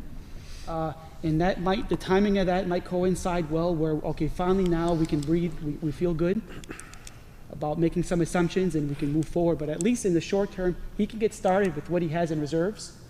Absolutely. Okay? And the paving would only happen later, Anyway. if we were to contract it out. It would have to happen after July 1st because he has no money in the next year. I'll take one, sorry, Mr. Dio, I didn't know you were, just one more comment, please. Okay, well, when it comes to the roads, our roads have been neglected here in Madawaska for the last 20 years, and that was all driven from the very top, secondly, I think that it's time for the Board of Selectmen to start listening to these men that have been at it in the ditches, literally. I see that man on the street every single morning at 4:30. So I think it's time that the Board of Selectmen starts to listen to the people that are there in the trenches, literally. Time has proven conclusively that neglect of our roads will cost us at least triple. It's the equivalent of a leaking roof. Yeah, you can neglect it for a year or two, but when you get to it, you're going to have boards to replace, you'll have rafters to replace, so that's where we're at with our roads in Madawaska. Now, I am actually feeling opposition from the town manager as far as the funding. He's not in favor of the funding, but yet at the last meeting, we were ready to borrow $3.2 million. With no problem, we're getting money from revenue sharing and this and that. And I think he's disappointed that that didn't go through. Okay, thank you. You are done for now. The board's gonna make a decision. Given to an individual on the floor, the chair does not have the right to reclaim the floor until the individual relinquishes the floor back to the chairman. So we need to look at our roads, and I resent the statement that you made pertaining to supposing a scenario that we come to town meeting and the townspeople turn down the money for the hot topping, and we've already started. Well, let's start with half. Never mind the 10%. Lori had a good figure there. Let's go at 50%, and when the money comes in, there's a public outcry in this community right now about the conditions of our roads, and we need to look at it. We need to look to it, and we need to fix it. And if worst case scenario, if it's turned down by the taxpayers, well, we'll have an amphitheater to sell to fix our roads. Thank you, Mr. Dio.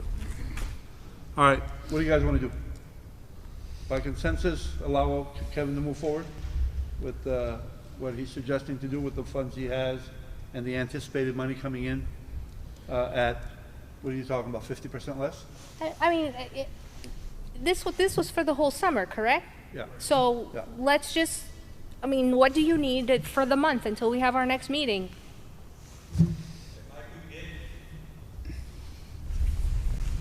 10,000, 15,000, that'll bring me till July, because like I said, a lot of it is just labor and fuel costs. Minimal on pipe, a few $1,000s of gravel. I mean, we can get by for that. And trust me, we're gonna do whatever we can to do it the right way, but also keep the cost down. So I would make a I don't see motion anything that, wrong with him spending the $83,000 that's already in that. right, plus 15. Let him spend that or not spend it till July 1st. And after July 1st, I see nothing wrong in committing 80% of our usual budget towards the roads, and let this guy do what he does best, fixing roads, and let's do it right. And if it's going to be a stop and a start and a stop and a start, your schedule is out the window. I mean, you're going to be wasting all kinds of time. So the guy needs a yes or a no. I mean, are we going to fix our roads or not? We're all saying yes. Okay, so let's fix our roads and let's Make a spend. motion, make a motion. I make a motion that we spend the rest of the money on fixing roads in today's budget, and that we allow him to spend $280,000 starting July 1st in the next budget. 280,000 would be Yes. what? To do Of roads, last year's budget? To fix roads, to hot top, to shim, to rebase. That's to buy a piece of equipment so that he can go twice as far okay, as Paul. hiring Yeah, I know where this is. Thank you. subcontractors, okay? Yeah. All of that. Okay. There's a motion. Is there a second?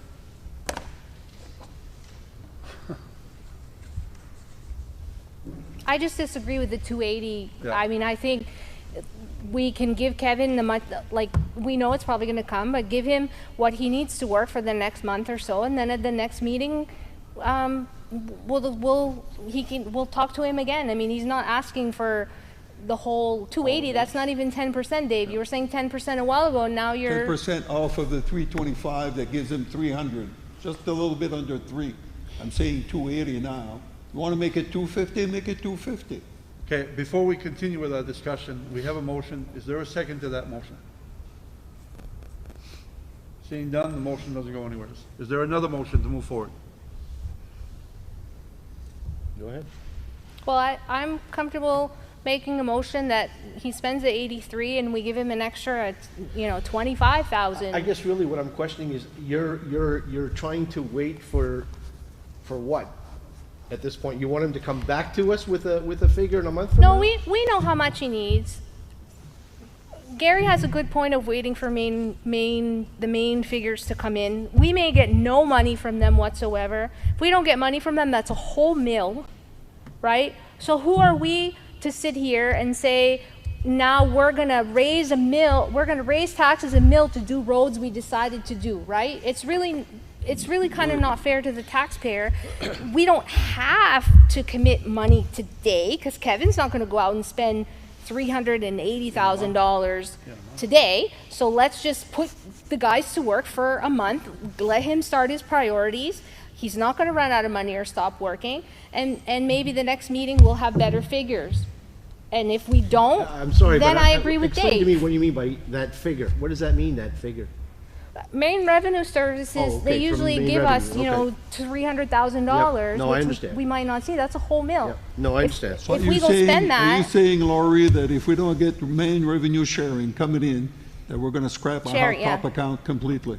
no, that's not what I'm Well, saying. that's what I'm hearing. You're saying 1 mil, and 1 mil is the hot top account. And this is something that we've funded year over year over year, the same amount for hot topping, and I don't see why we should be reducing it. Not by more than 10%, if everybody else gets cut 10% first. He's not The asking hot for top that whole account should amount not right be now. used as a slush fund. He's not asking for the whole amount, We're Dave. talking about a dollar amount or dollar amounts that are going to be discussed during the budget process that we need to start as soon as we can. Which will be finished probably by the end of August, and our summer will be mostly gone. Okay, well, is there another motion to allow Kevin? Lord, you want to make what your thought process was in a form of a motion? I'm willing to go at this point, to Dave's point, I get it. I'm willing to go 50% of next year's budget. Okay. I mean, that keeps Kevin going for a couple of months until we hear what the revenue sharing is. Plus whatever he has in his Plus, well, account he now. already has that, so. Yeah. There's a second to that.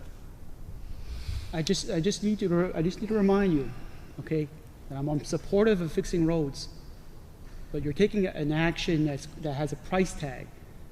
And the longer we wait for the town meeting, the longer this process draws out, the longer it takes to send out tax bills and to get money coming back into the coffers. So I am also mindful of cash flow here. So listen, Well, cash flow, we've addressed cash flow in the past with tax increment financing, and if, not tax increment, what's it called Yeah, again? but the only time we can Tax do that, David. anticipation note. Yeah, but the only time we can do that, Dave, is Is when we have after a the passed town budget. meeting. When we have a passed budget. Yeah. That we don't have yet. Yeah. Okay. Yeah, it'll have to be done after the town meeting, I understand that. Yeah. So that should not be an issue. I'm gonna second Laurie's motion for 150 in next year's budget, and the 82 in this year's budget. Motion and a second. Any more discussion? Does that work for you? I won't even go through. Yeah, you won't use it, so. Well, you'll have enough to plan more than 2 days ahead of time, if we're keeping the rope so tight that he can't spend a week ahead of time, and I don't know what I'm doing the next 3 weeks and the next 2 weeks, he needs to plan his work. That's what happens, when we get tackled with the idea that, we need to cut this budget. Well, this is part of it. I mean, it's nice to think that we all have nice roads, but when people start We're not talking gonna about have cutting nice taxes, roads. We're this just gonna have is decent part of the roads. picture. Yeah, we're not making something pretty here, we're just making something practical. Okay, we have a motion and a second. Let's go to a vote. All in favor? Carried. Kevin. I'm looking at who's here. I'd like to, Mr. Mador, I'd like to move you on the, we do have you for Article 8 to consider a land use agreement for the sewer department, Endico septage site. Do you want to speak to that? I'm hoping to seek board approval. The proposal is that the Willett Farms would be able to farm 40 acres and to a barter premise that they would care for the Endico site. I don't want the fields to turn into brush or branches, because then it's part of maintaining our site license, keep it in good repair. and was speaking with Dave Willett of Willett Farms. He agreed, there's an agreement, not legal at this point, but verbal understanding that we came to, that in lieu, with his services to care for the land, he'd be allowed to plant and farm the other 40 acres. And that, I think that would be a win-win for the town, my department, and Willett Farms. You're okay with that? I spoke with the town manager. He strongly recommended, and I agreed, that a legal document, because of the term of the then agreement, he suggested we go to a contract, and it requires board approval to have that happen. And I'm here asking for that. Is there a motion? I make a motion that we do what was proposed here. Second. Motion by Dave, seconded by Doug. All in favor, or more discussion? I'm going to abstain just because I sit with Dave pretty much every day, and I think I would give Dave whatever he wants, so. just for the sake of, you know, not looking like I'm. Conflict of interest. I understand. All right. So 3 in favor, 1 abstain. I need a motion to continue our meeting above and beyond the 2 hours, which we're already beyond. So moved. Moved by Doug, is there a second? I'll second. David, all in favor to extend our meeting? Carried. Thank you, Mark. Yeah, appreciate it. That was easy. Yeah, let's do Article 9. To consider the police department request to change main PERS retirement plan for new officers. Are you guys speaking on this, or just you, Jamie? Ooh. Find it, though. I was hoping to present a PowerPoint, but. No, we've got the, We have it all, we have the though. slides. Yeah. I was able to read it. So if you'd allow me just a few minutes, I'll kind of just go through this. Since you've already reviewed everything, I'll just kind of go through it quickly. And then if there are any questions, we can try to answer them. I may not have all the answers to your questions, but we can certainly get them if I don't know them already. So can I start anytime?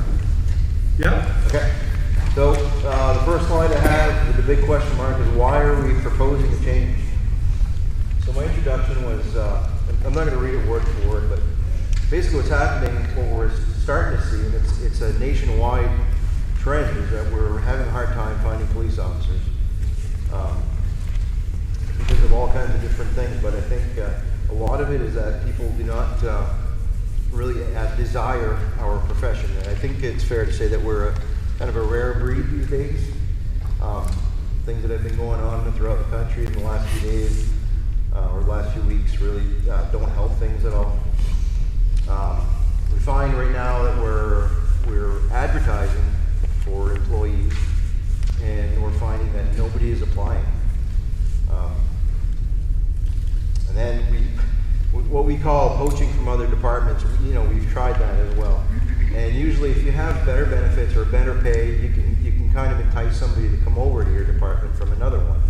But we're at the point now where we're a little bit below the average as far as salaries go, but where we're way behind the ball as far as the average in Aroostook County is with our retirement. So what happened is that back in September, we lost one of our 10-year veteran officers. He resigned to go do work that's not police work. He went off to do some stuff in the private sector. To have a guy that's going to stick around for 10 years, it's kind of hard to come by these days. So Chief Dubois and I, we sat down and we thought, well, what can we do to try to fill this position? So we discussed the wages, like I said, and our wages are fair. We're in the ballpark. We're a little bit under, but the other thing we looked at was health benefits. And most of our young guys are single, so they're under the plan where they don't pay anything. So we have no incentive for them because they're getting the best incentive already with the 100% covered plan. So we looked at retirement. So I took it upon myself to start polling other departments. I think it would be safe to say that we're the only department in the state of Maine that's requiring our police officers to work till the age of 65.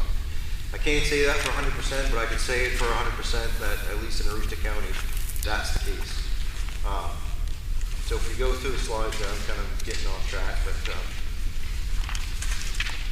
basically what it is, what we're asking for, the reason why we're doing this is for retention. We want to retain our officers. We don't want our officers to leave and go up the road to Fort Kent or down the road to Van Buren and be offered a retirement package that is better than ours. And the difference in the retirement package is, with ours, is we're requiring our officers to work until the age of 65. So aside from Chief Dubois and I, the average age of our police officers is 25 years old. So we're asking them to work for another 40 years, in what's a taxing profession. We're asking for them to work 10 years older than the national average, because the statistics show nationally that police officers will retire at the age of 55 years old, and those officers had worked for an average of 26.4 years in law enforcement. So right now we're currently requiring our officers to work for 40 years until the age of 65. So the retirement age would be 10 years older than the national average, and their career would be 15 years longer than the national average. 12 different departments around the county, starting with Fort Kent. They offer a 25 years of service, no minimum age requirement. Van Buren PD is 25 years of service, no minimum age requirement. River PD is 25 years of service, no minimum age. Presque Isle PD, 25 years of service, no minimum age. Fulton PD, 25 years of service, no minimum age. Aroostook County Sheriff's Office, 25 years, no minimum age. Maine State Police, 25 years of service, no minimum age. Customs and Border Protection is a 20 years, no minimum age. And then we get to Madawaska PD, it's a 25 years of service and a minimum age of 65 years old. I think the reason why we need to try to retain our officers, there's obviously a nationwide inability to fill vacancies. It's not only us, it's everywhere. It's down 30%. And the cost to train a new officer at the Maine Criminal Justice Academy is about $40,000. So if one of our guys leaves here to go to another department and we hire somebody that's fresh off the street, we're looking at investing $40,000 into this officer. And like I said, the guys right now can go 20 miles in either direction and work, for about the same pay, but a better retirement. So they'd be retiring at the age of somewhere between 50 and 55 rather than 65. Another there are some disqualifying standards as well. So we hire a guy that kind of comes into the PD, he's a good guy, looks good on paper, has a nice resume, and then we put him through the polygraph, which is mandated by the state, and through the academy. We put him through a psychiatric evaluation, we put him through physical fitness tests. All these standards they have to meet before they're accepted to the academy. A lot of people don't meet those standards. So, what percentage of police applicants get hired? So 35% of test takers pass the exam, only 10% of those applicants are offered jobs, according to a career police officer on the police recruiter blog. Then you look at the physical fitness standards, the psychological evaluations, the polygraph tests. Just in the last 3 years, we've hired 4 officers that we haven't been able to keep because of those requirements. We haven't been able to meet those requirements. So, it's difficult getting people. Then you got to look at the larger agencies, the federal agencies. A lot of good candidates choose to work for state or federal agencies. We as a small municipality, we can't compete with the wages and benefits that the larger agencies and the federal agencies are offering their applicants. So last fall I called Maine PERS and I started asking, well, what would it take for us to change our retirement and just kind of get rid of that 65 minimum age requirement and let the guys retire at 25 years of service, or they can continue after 25 years if they so choose. So the state, Maine PERS, required us to pay $1,000 to do an actuarial study.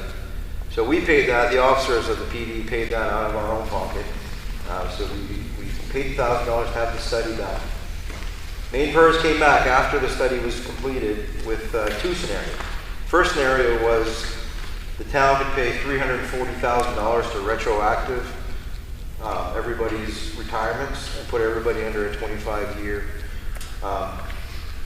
There was no way that we were going to ask the town to put that money towards our retirement, $340,000. Even though they said that they could put us on a 15-year payment plan, which would have been about $3,000 a month for 15 years. To us, that wasn't acceptable. You know, we want a fair wage, we want fair benefits, we want a fair retirement. But we didn't feel that we wanted to go that route. So the other plan they offered was what they call a moving forward plan. So it would be the plan 3C. So we don't have to pay anything back to them. There's no back pay. It would start whenever this would get approved moving forward. The difference would be is that the employee contribution would increase by 2.2%, but the employer contribution would increase by 2.8%. So that's what we're asking is for the town to pay an additional 2.8% towards our retirement. So currently we are looking at, for the department, for the years 2018, 2019, the employee contribution was $25,974.43. And the employer contribution was $32,468. $32,468.23. The projected, if this would be approved by the board and we get on to the new special 3C plan, the employees we would contribute $27,996, and the employer would be asked to contribute $37,721. So the difference that we would be, the officers, we would be paying $2,022 additional. So we're taking some of the, some of that upon ourselves by paying a higher percentage. We'd be asking the town to pay an additional $5,253. Yeah. I know Jamie's using a lot of the big numbers, but with the officers, it comes out to approximately 40 cents an hour that the town would be picking up per officer in for wages. That's what it would cost.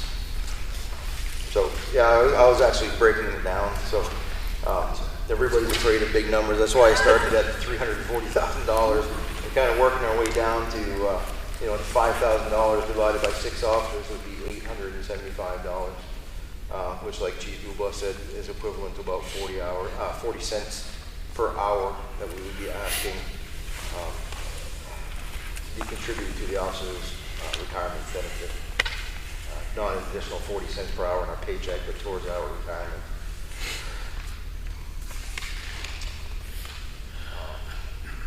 So that's about it.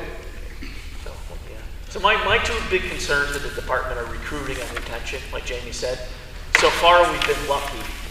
We've gotten good candidates. This is, I think our young officers understand that this is an excellent town to work for. We've always had good support from the community. We have a really good culture at the police department, and the officers enjoy coming in and working. I don't think any of our young officers have any plans on leaving us right now. If we have another opening, I think that's when we're going to run into trouble trying to find another qualified candidate. If we can't offer something that matches what Fort Kent offers and Van Buren offers. We're basically asking for the town to invest in the future of our police department. Within the next 10 years, Ross and I will likely meet our retirement requirements and we'll be gone. And then you got guys that are, currently 25 years old that are hopefully going to stick around for a while. And that's what we want. That's what we're looking for. We just want to keep our guys. We don't want them to go up the road. We want them to stay with us. We have a great crew of guys. They're intelligent, they're passionate, they're exactly what we want for officers. And, we're just asking to, like I said earlier, we just want to be fair with everybody else, and we want to be competitive with everybody else and keep our guys. And this change actually doesn't benefit Ross or I at all. But we still, it's all or none. So we have to get into the new plan, so we have to contribute more. But we're still going to retire at our at our regular plan. So I think by main PERS rules that this needs to be put on the warrant for the town to vote on. So that's what we were asking, to have this put on the warrant, to let the community decide. So just to add on that a little bit, there are typically two enrollment periods for this that change. It was January 1 or July 1. And so Maine Purse had asked that we have ratification of this in place for July 1. Typically, normal town meeting season is June. I expressed to them that because of the COVID situation, that was not going to happen. They replied quickly back and they said that, you know, they understand the situation, and their board of directors is basically, they're going to allow for this year only a retroactivity. Basically, in other words, if this were to happen in town meeting and would be approved in July, August, that it could be for July 1. But it does need town voter approval. It needs to be considered by you first, and you would decide to put it on the town's on the warrant. And I would support them in their effort. It is hard to recruit. Sometimes we have to hire people that have already been to the academy, and we have to pay them out, pay out the other police departments that have made those investments in the academy, and that's costly too. And so when we can afford to retain and recruit without having to pay other communities for the investments that they've made in their officers for the academy, that pays itself off. So I'm going to throw my support behind the police department on this one. I think it makes sense. Are we looking for a motion here, Don? We would have to, yeah. I make a motion that we move on this proposal that was proposed here today. I think it's important that we stay competitive and that our officers are well taken care of. So let's put them on the agenda for the next, For a warrant article. Another article, yeah. And also I recommend that we follow the plan that was presented here by Officer Jamie Kelsey. Is there a second to that? Second. Second by Lori. Any more discussion? All in favor? Carried. Thank you, officer. Thank you.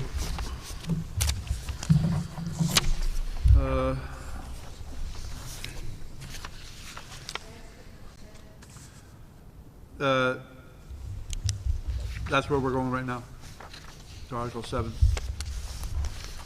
Sam, you still here? There he is, right there, okay. So I have an update for how the rec department would like to proceed with our summer camp this summer.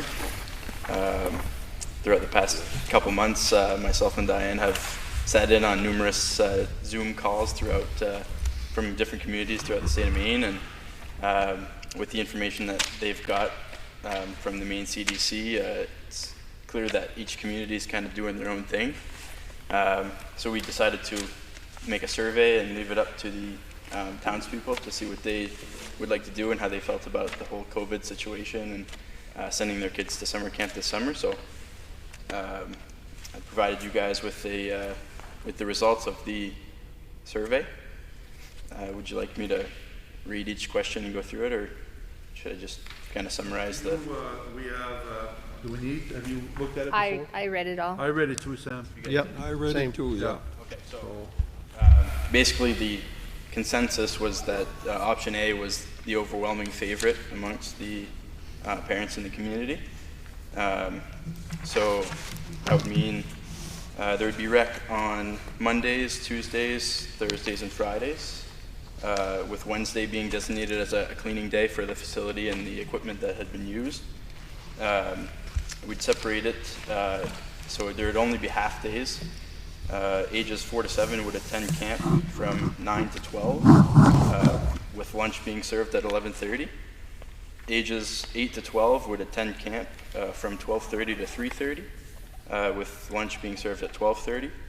There would be no longer breakfast being served for the summer. The multipurpose would be divided in half this way, so like the front half would be used for where the kids would come into camp, and then it would also be, the front half would also be divided in half for the younger kids in one section and the older kids in the other, since we wouldn't have time to sanitize the area before the next group would come in. And then the back would be for activities that would be inside, as well as activities that we could do outside.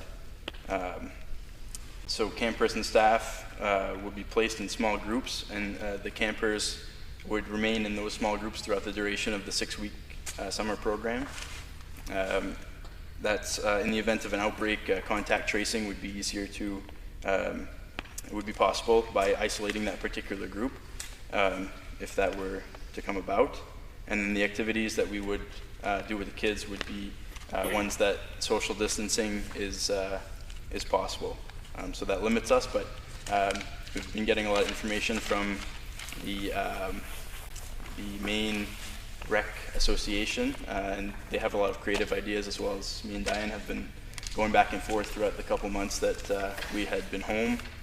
So we have a lot of ideas to try to keep this summer program still fun for the kids while adhering to the social distancing guidelines. So that's basically what we have proposed. There's some key differences between how we would run our normal program to how our modified program would look this year. First of all, no full day camp, just half day. We'd be closed on Wednesdays for cleaning purposes. No breakfast served. No traveling for activities like usual. We would go, usually every Friday, we would go on an excursion outside of the rec somewhere in the local area. That would no longer be possible, seeing as the social distancing and no buses being allowed. And then only social distance approved activities. We are proposing a revised camp price of $100. That's up $5 from the normal, last year's half-day camp price. I think it would just be, it hasn't been revised in a number of years, and we just feel like even $100 would be not only a fair price, but it would just make it easier for all the parents and staff and us. And so that's what we're proposing. And then the second question that we had on the survey was a checklist of what the parents deem necessary for them to feel safe sending their kids to summer camp. And we're placing a large emphasis on stringent cleaning protocols, as well as temperature readings as the campers arrive on site in the mornings and in the afternoons. Are we looking, Mr. Chair? Yeah, go ahead. Are we looking for a motion to put this in motion? Yeah, to approve the plan, to move forward. And we're in compliance with most of the rules and regs and all this, so That's what I I'm make a hearing. motion that we go ahead and implement this plan and as stated. Motion by David, is there a second? Yep, Doug? Any questions? All in favor? It's approved. Thank you, Sam. Discussed though is the issue about reopening the gym. The recent CDC guidelines stated that the fitness centers were able to reopen on the 12th of June. I presented you guys with a packet of, it's not the whole guidelines, but it's the ones that I thought were the most important pertaining to our fitness center in Madawaska. I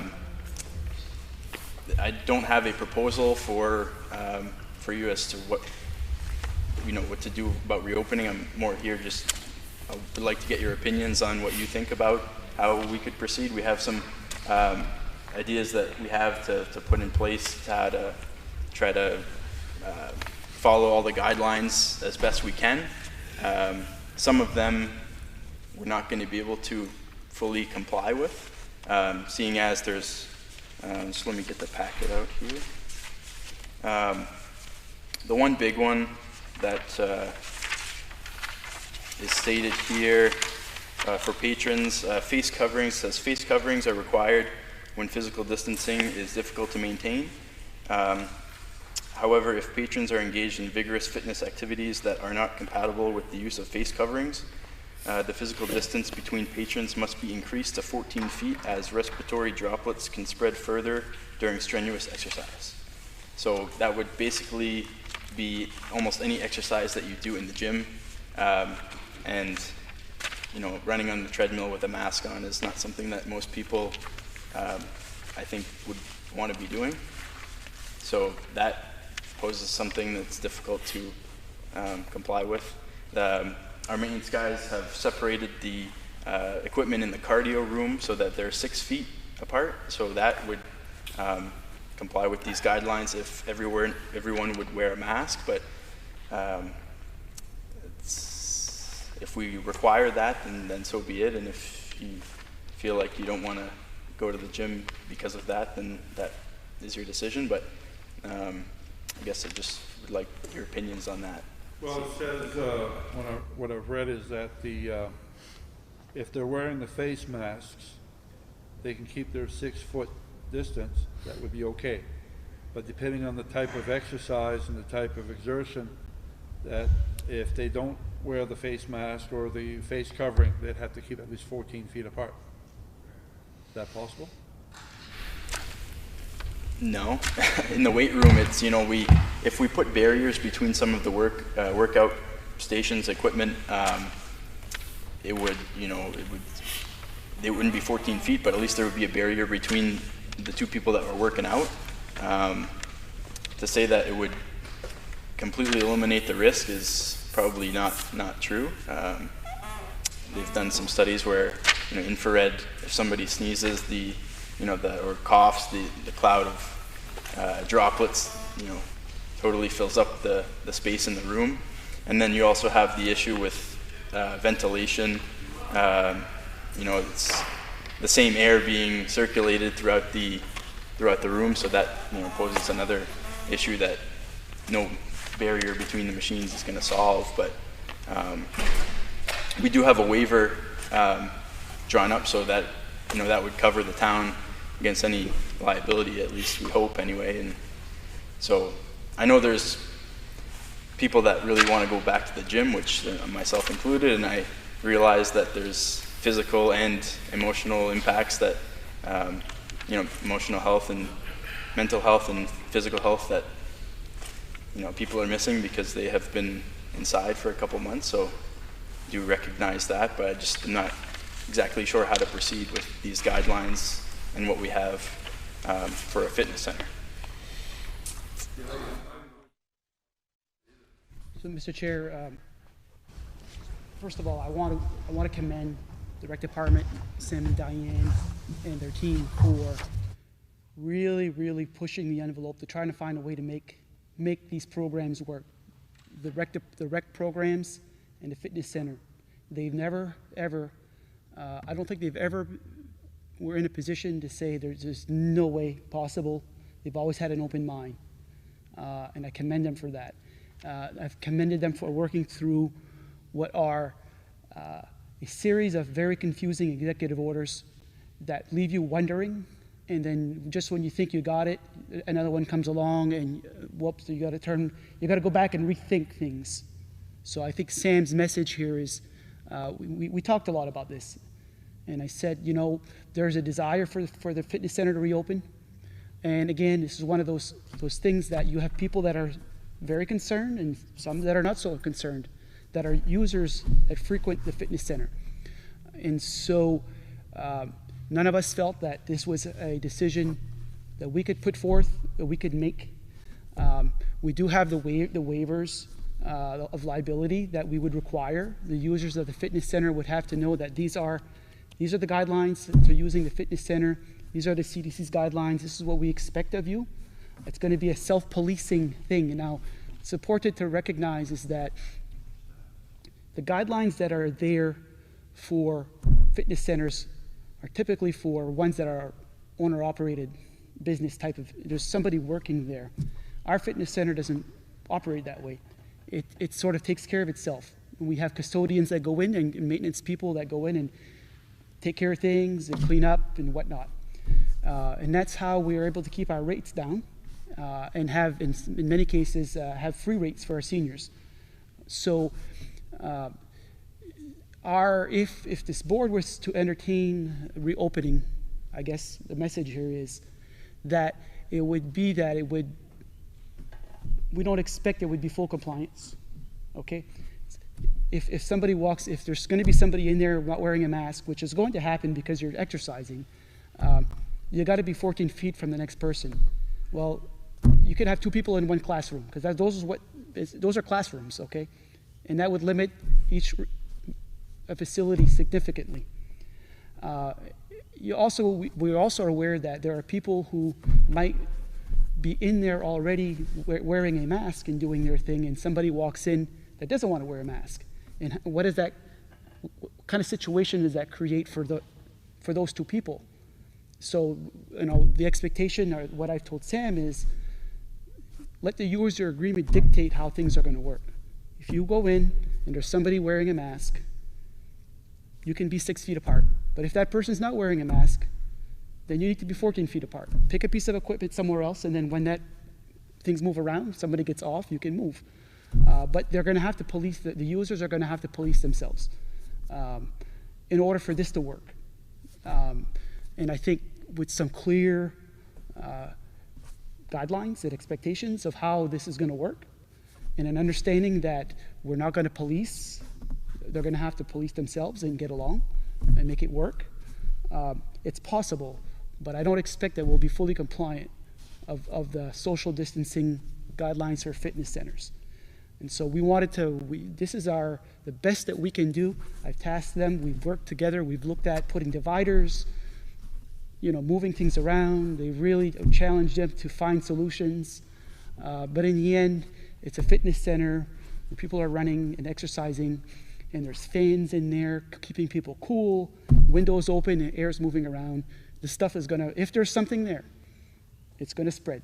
There's no little divider that's going to keep this stuff from moving around. So we felt that having an open mind, we wanted to put it before this board for consideration. The date that we can reopen is June 12. We're going to do, if the desire is to reopen, we're going to do whatever we can to mitigate any risks. That what we can do, what's within our control. But it's going to be a team effort between the users and the fitness and the rec department to make this thing work. So with that said, we're asking for you as a board to give us a yay or nay as whether or not we're going to open the fitness center under the terms that we've just discussed. So that's what you're looking for, just a vote? We don't need to bring this any further? Nope. Okay. What are your feelings? I make a motion that we move ahead to open June 12th with the proper precautions. Motion by Dave, is there a second? Second. Lori? Any more discussion? All in favor? Carried.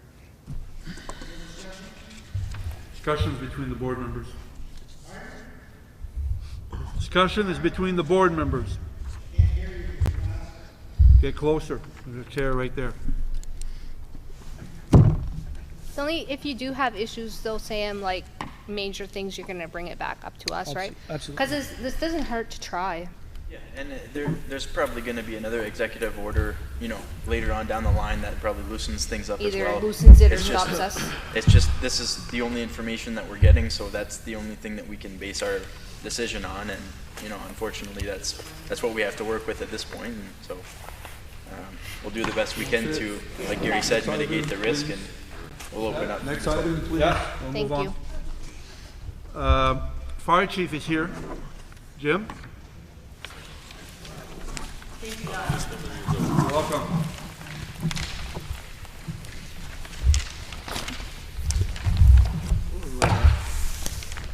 Jim, you've got a piece of equipment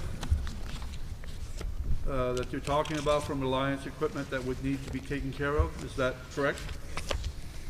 And you need permission to take that money out of your reserve to be able to do that.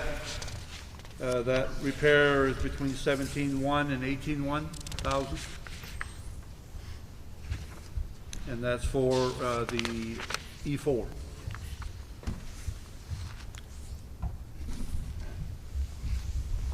Is this, Jim, is this a pump that's not performing up to par? Yeah, the pump is not pumping at all. The gears are crashing in between each other. Right now it's out of service. We have no service right now at the lake. I have it down at the town garage. Thank God for Kevin and his crew. They're doing some other minor work on it that we can do in town.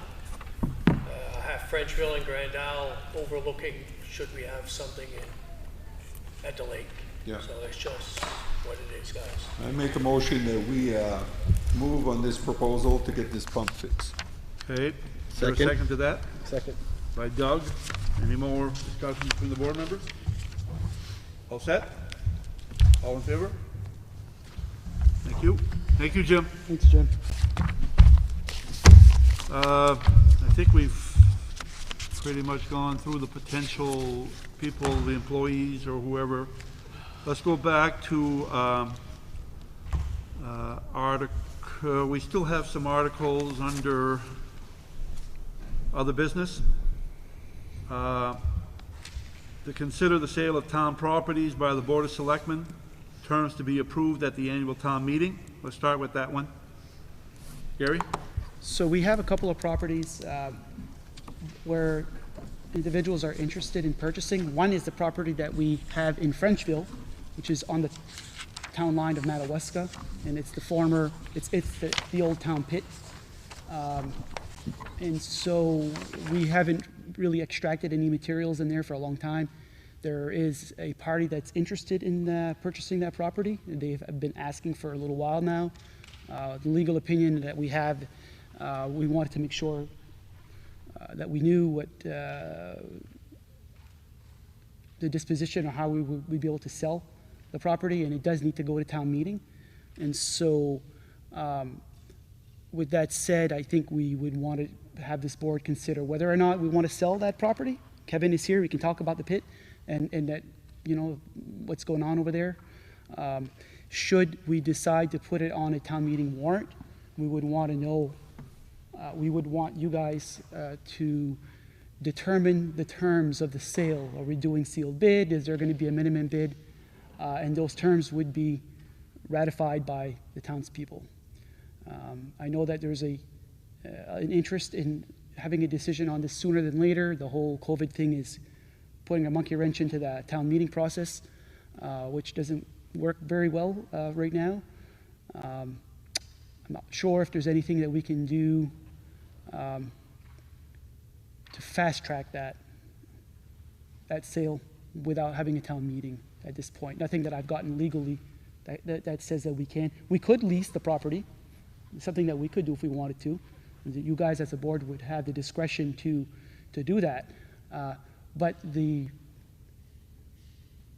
parties that are interested in the property who would be leased, the leasee, if you will, would have to understand, I guess, that if they make any improvements or if they spend monies there, that, you know, it's not a guarantee that if you guys decide to go by sealed bid for that property with a minimum bid, that they would be the ultimate purchaser of that property if they were to win the bid.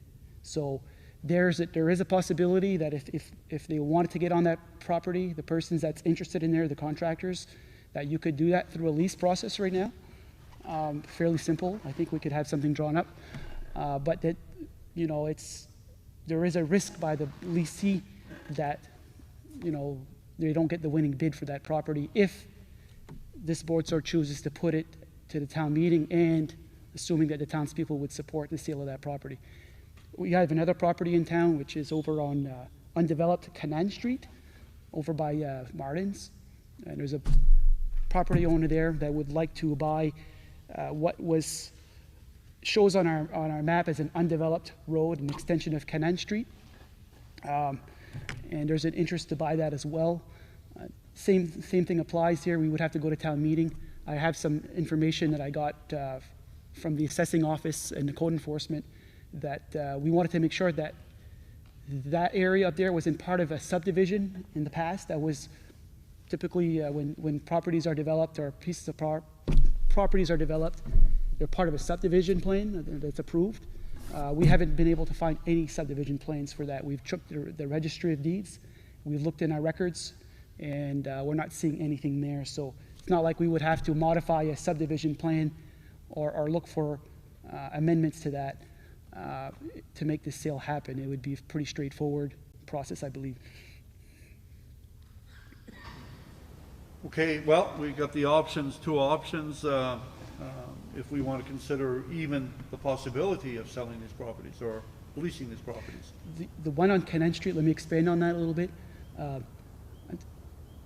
I think there would have to be some legal work to redefine the boundaries of that. I don't think the party is interested in, who is primarily interested in the whole length of it. So it might take some legal work to draft a deed to split the parcel, if you will, break off a piece. I don't think there needs to be, well, maybe there would need to be some survey work. We would have to, consider the cost of that as well.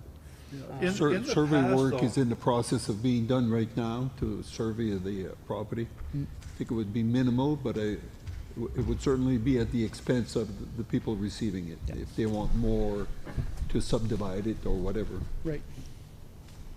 So what I think the decision for you as a board is, do you want to put that before the voters to sell? And I think we should let Kevin, I'll finish my part, and we'll let Kevin talk about the viability of the pit for our own use. Whether or not you, as a board, would decide to put that on the town's warrant for the voters to decide, and what would the terms be? Minimum bid, sealed bid, those kinds of things. I don't know if you necessarily need to have a decision here today. We have time. We're going to have another board meeting or two for sure before a town meeting. So I can work on the warrant language, plug in the details of it for the town meeting and for this board to reconsider at a later time. I think for now, at a very minimum, I wanted to get it out there for you. And if you give me the authorization to keep moving forward, we'll keep moving forward, developing that the article, if you will. And take it from there. I think there was one property in Frenchville that you've been approached on already. Time is of the essence, and I don't know if there's any way that we can do something before we have a town meeting. I don't see any way we can move on this before we have a town meeting, except maybe doing a lease thing, but then that gets very complicated if it goes sideways. So it doesn't look like anything can be done here before we have a public town meeting, annual town meeting. Kind of agree. Well, it's either that or we get a special town meeting just for that alone. The same requirements, so Dave. Town meeting or special town meeting? It's a town meeting. Well, no, I mean, we're not ready for an annual town meeting, but we could have a special town meeting for one article. Well, I don't know. Kevin, how about talking about the pit itself? I'd probably say in the past 6 or 7 years at least to extract gravel from there. And we've done test holes all over the pit. It's pretty much exhausted. And now it's gotten to the point in the past couple of years I've been receiving letters from the state of Maine on their mining division saying that we're possibly in violation on certain things with excessive cement, like foundations that were dumped there, debris, branches, and as far as the water drainage issues, that's all stuff that we need, to take care of for us not to be in violation. It's becoming more of a burden now than an asset because there's nothing left on there. But it seems to be it's going to be taking up more of our time to come back into compliance with what they're asking. And we're paying taxes on there. I think it's $400 or $600 a year, and I'm paying a $400 annual mining fee that we are no longer using. Which I contacted them, and I think that we can bring it down to about 100 or 150, a year because we're no longer extracting off of there. But I think that if we had the chance to sell it and, get some money out of it, I think maybe it's the right move. The only thing I ask, if you consider that if the town does decide to sell it to the townspeople, that the money comes back to the public works in our account for some kind of maintenance or, for repairing of roads or equipment or something. So on the wording of the article would say that the the sale of the money would go to a particular, yeah, you could do that, I think. I think that's legal, as long as you word it correctly. It's how you word the article. Yeah. So you could dedicate those revenues to a reserve account for public Yeah. works, Yeah. and then from there, you would be the trustee, the board, should it be approved, the board would be the trustee of dispersing those funds. Okay. So, David, you talked about, on the one Kevin was talking about, the town pit, there's pressure to put that out to bid. Yes. That would have to go Yeah, out to bid. summer's short, you said it yourself. Yeah. Summer's short, people want to get going. Yeah. They have plans. I think it's a good time to put it up for bids and maybe have a special town meeting and move this along if we can. Is it possible to have a special town meeting for just that one article? I mean, it's possible, but how does that work with the So COVID? right now, and- under Executive Order 53, we can't have a town meeting of more than 50 people, including staff, board. So we're trying to work through that right now and make sense of what that is. If we find out that, we just have the one article, I don't think you're gonna have 50 people there just for that one article, I don't think. But maybe you could. You could allow the 50 to come in and do their voting and then, Be Like- creative. well, yeah, I mean, you could split your time and say it's just for one article and, Yeah. Yeah. I don't There's know. more than, yeah, if If there's you're more that than much in a 50 people, rush. you could have them rotate. You do the Yeah. first 40, let's say, then the second, or whatever, if there Yeah, is. it won't but take long to read normally- the article. The only thing for that is if the article in gets these special amended. town meetings, normally, Yeah. you don't have that many people Yeah. showing up anyways. They're not Yeah. that interested. The only thing about having a split like that is if the article would be amended on the floor, then you would have to bring back the first group. Well, It's complicated. I suppose we could have all kinds of scenarios where it could be complicated, but it could be very simple as well. Yeah, potentially could be, but hey. So, what do you wanna do? I think we should move on doing a special town meeting for the property in Frenchville and to get that going ASAP. Is there a motion? That's a motion. Which would include the writing of the article. Would there be, to present to the taxpayer, it would be a sealed bid, Yeah, right? yeah. Is there a minimum amount that you want to put? To be, the We, sealed- we they would have certainly, to- we certainly should entertain a minimum amount, yes. And what would that minimum amount be? Make it 35 grand, plus cleaning the site. Cleaning the site, removing. They take care of the site and Well, put if it they in pick it up- compliance. If they pick it up in that sale. They then- assume all liabilities that's there. Yeah, assume all liabilities. Do we have any idea what they want to do with this property? I mean, is it worth that much? And I don't know what the scenario is here with this property. Who's chasing it? Is it just somebody that's trying to use it, or are they gonna build on it, or do we know? Contractors interested in. Contractor, Yeah. your local contractor. And the size property is what again, roughly? Kevin, you have the acreage on that? But if I'd have to guess, I'd say at least 30, 40 acres. The assessed value is, by the town of Frenchville, is Right on 20 grand. somewhere around 20, right? Is that what it was, Gary? Right around 20, assessed value. Okay, so we have a motion by David that we would go to special town meeting, a date to be determined, with the stipulation that there would be a sealed bid. Yep. With a minimum bid of $35,000 That's right, and assume all other liabilities that come with it. exactly. I can, Kevin? The only thing I ask is that there is rock that we have when we did screening that came out the tailings, we use that to line our ditches.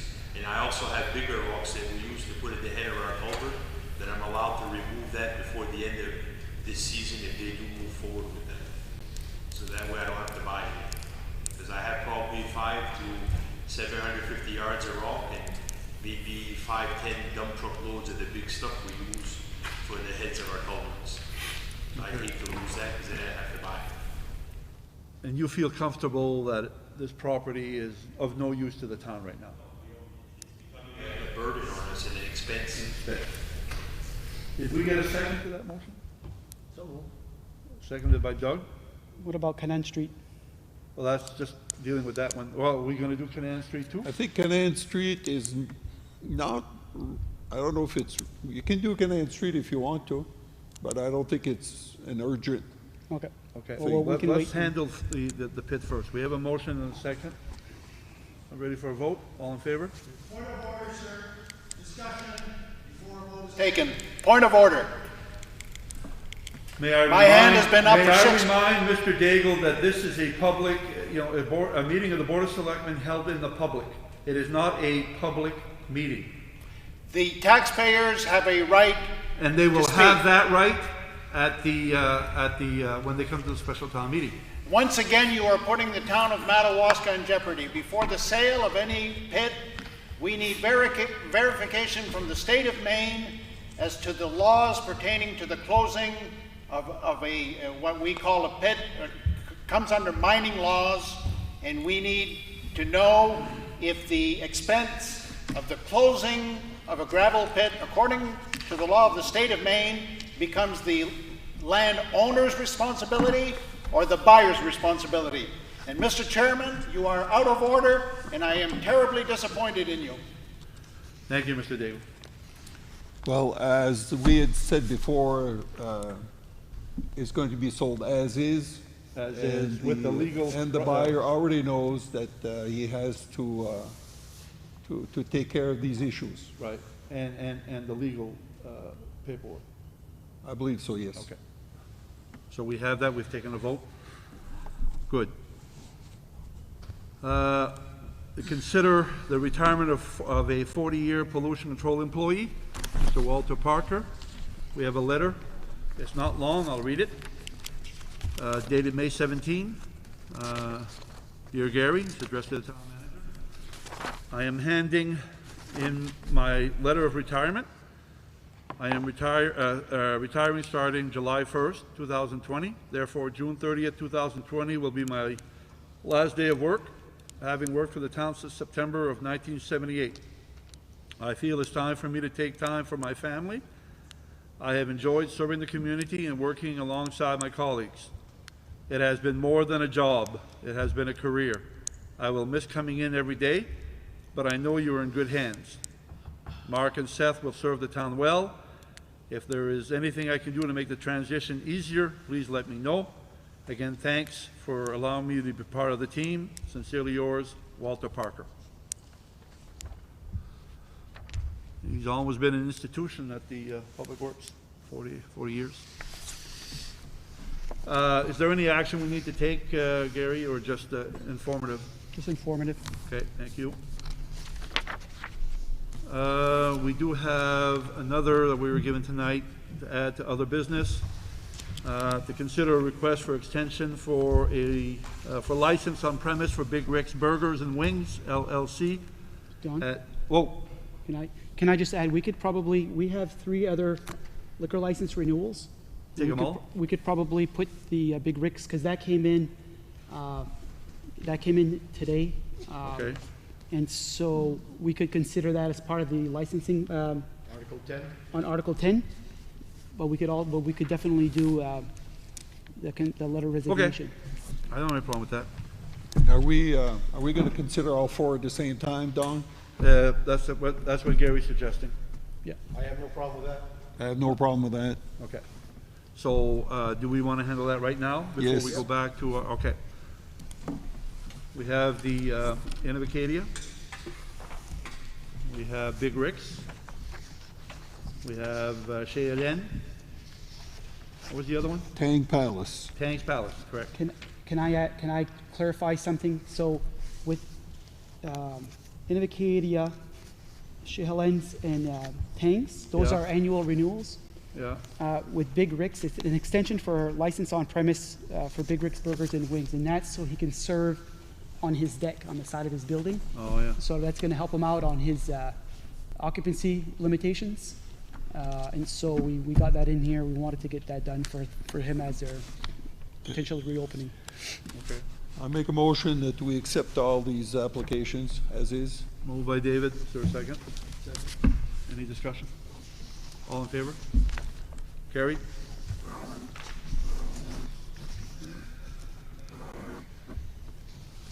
Okay, we've taken care of Article 10. You still have Article 5, though. Yeah, we gotta go back to Article 4, to consider the treasurer's warrants.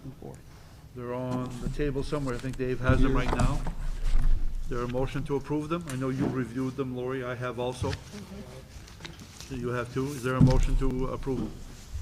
I'll make a second. Okay, moved by Doug, seconded by Lori. All in favor? Carried. Article 5, update for the 11th Avenue parking lot, the pocket park easement. Gary, we've got this easement in hand. Is there anything else to discuss about it at this point? So we worked through that, and what it ended up becoming was 2 separate easements. One's for the parking lot area, and one is for the stormwater line. You have those in front of you, which are pretty straightforward, and they were signed by the owners, Douglas and Elizabeth Sear, on May 29, conveyed to the town of Madawaska. Any Okay. questions? And that's been, everything has been filed and everything legally? Yeah, everything went to the registry. Okay, thank you.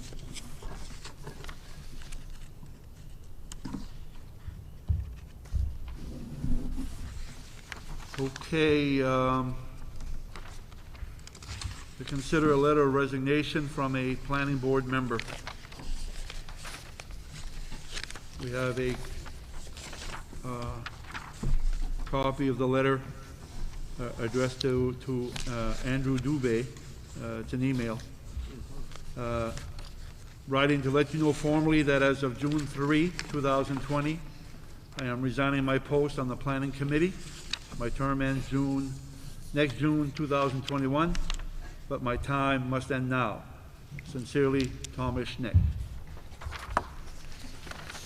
Again, I've known Tom for a long time. He's worked very hard. I wish him the best as he moves forward with whatever endeavors he has for his future. So I don't think we need a motion at this point, but we do have an opening, or more than one, probably. Well, as the board, selectmen appoint the planning board, it would be good for you to accept the letter of resignation. You want us to accept it? Okay, we can do that. Is there a motion to accept? Moved by Doug. Is there a second? Second. Seconded by Lori. Any other discussion on the resignation? All in favor? Okay. We have, we already have 1 vacancy. Now we have 2 vacancies on the planning board. Is that correct? Yes, we're gonna have to put out an advertisement to try to solicit some interest. We still have some vacancies on the Board of Appeals. We've advertised numerous times with not a lot of interest for people who want to serve. So what we'll do is we'll put a new ad out. We'll run it for a couple of weeks to start, see if we can find any interest, and if anybody has any, if there's anybody here who knows anybody who might want to serve in one of those positions, send their name down, and they can be appointed by the board. Okay, thank you. And you usually advertise where for that? Fiddlehead Focus, St. John Valley. Fiddlehead Focus, okay. How about our website? And we can put it up on our Facebook, website. whatever. Okay. I think that brings us to Article 12. Yeah, this is done. To consider the town manager's operations update report. So this was done prior to Executive Order 53 by the governor. You have what is basically an operational plan that I've updated from when we started this whole COVID thing. what each department is going to be operating as. I mean, we're pretty much back to business, trying to practice social distancing, wearing masks if we're close to other people and things like that. What was different in here than what's changed is obviously the fitness center. Things kind of changed for a while. We didn't know when we were going to be told to open. We didn't think we were going to get guidance quickly because there was a potential reopening date. What was it? June 1st, I think. And then that got pushed back, and there was no word at all. But finally, we got some guidance on there. So you have the operational plan for the town's departments, in which we're pretty much open. The rec department has given you their plans for the fitness center and the rec programs. The big, what's really the most complicating thing right now, so under Executive Order 53, which would have been nice to have a couple of days sooner than this agenda was posted, we could have a meeting of 50 people, up to 50 people, inside or outside, as long as we meet 6-foot distancing guidelines. So there was no square footage? Right. Under the new order, there's no square footage or occupancy per square foot requirements like there were under the original order, which had us under community buildings, which followed the same guidance as retail spaces, which for facilities of less than 7,500 square feet, we could only allow 5 customers into a space, into that space. And that's why we're here tonight. But under the new executive order, we could have 50 people up to. Same thing applies for town meeting. And so that's where it gets a little tricky. Under the executive order, it says that if you have a town meeting where typically you'll be 50 people or less, you can have your town meeting. If you have a town meeting where there's typically 50 people or more, then you really can't have that town meeting. And the option is you could adopt your budget by referendum. And so right now, I think the school is looking at potentially a budget adoption by referendum, which if they do decide to move in that direction, assuming they get through the budget process, that would be at the July 14 elections with the state and local elections. I don't know if they made up their mind on that yet, but that's the guidance that we're all getting. So MMA Legal and even our attorney Ed was talking about the annual town meeting tonight. I think he's got some information that he'll be willing to share with us. He's been working with other towns for ways to try to maybe be able to have the town meeting that'll be compliant. And so more information coming on that. If it is the desire of this board to abide or try to work within the guidelines, then it's tricky. If it's desired by the board to have our town meeting and whatever happens, happens, which would be okay, then that'll be the desire of the board, and that's what's going to happen. So I'm seeing different towns doing different things. Most towns are still kind of taking a wait and see. There are some small towns that only have 15, 20 people that go to their town meeting, and I think they're going to move forward. The only other part of the town meeting, again, is the budget side of things, where we're sort of waiting a little bit for the revenue picture to clear up for us. That would help us in our budget process. Yeah. Okay. Is that the end of that Article 12?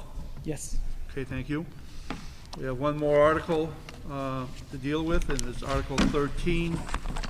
Don, did I miss something? Yeah, I was supposed to put something here on other business, which is the, and I sent it to your emails, which is the MMA LPC. Oh, yeah. Nomination form. Yeah. Is that something you're on right now? I am on the LPC, And yes. I've been on there for 3 years. I read that you'd like to continue on that? Yeah, and so what happens with LPC, it's set up like the state districts for state representatives. And there are 2 representatives from the county. One is myself, and the other one is Dennis Marker from Caribou, city manager of Caribou, who serve. So nominations are out, and what's going to happen is other towns could nominate their own town officials or town managers. There'll be an election in the future, and you will all, as board members, get a ballot. Each of the towns will get a ballot in this district, and you will vote for who you want for your local LPC representative to MMA. But there needs to be a nomination for that. And you could, and the question can always be raised if are there any board members that might be interested also, right? Could Or be. is that one a manager one? It could be town officials. They encourage people with a lot of experience to serve on the LPC. That's what they like, but it's not a prerequisite. Not necessary, yeah. Okay. Would there be a motion and a second to nominate from Madawaska Gary? Continue doing what he's been doing on that board? Moved by Doug, is there a second? I'll second. Lori, any discussion?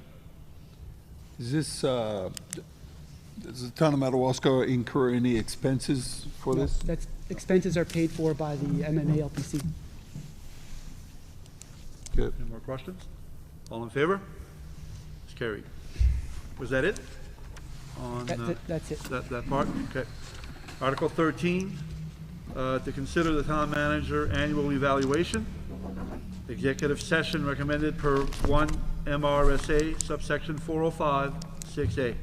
We would need a motion to go to executive session. I'll make a motion. Okay, Lori and Doug, did you second that? You guys want to All in sign the favor? liquor licenses now, or? Gary. What's that, Gary? You guys want to sign the liquor licenses now? or- Okay, well, we may as well, because, yeah, because we can't do it in executive session. I was gonna say, I'll come see you tomorrow morning when it's warm.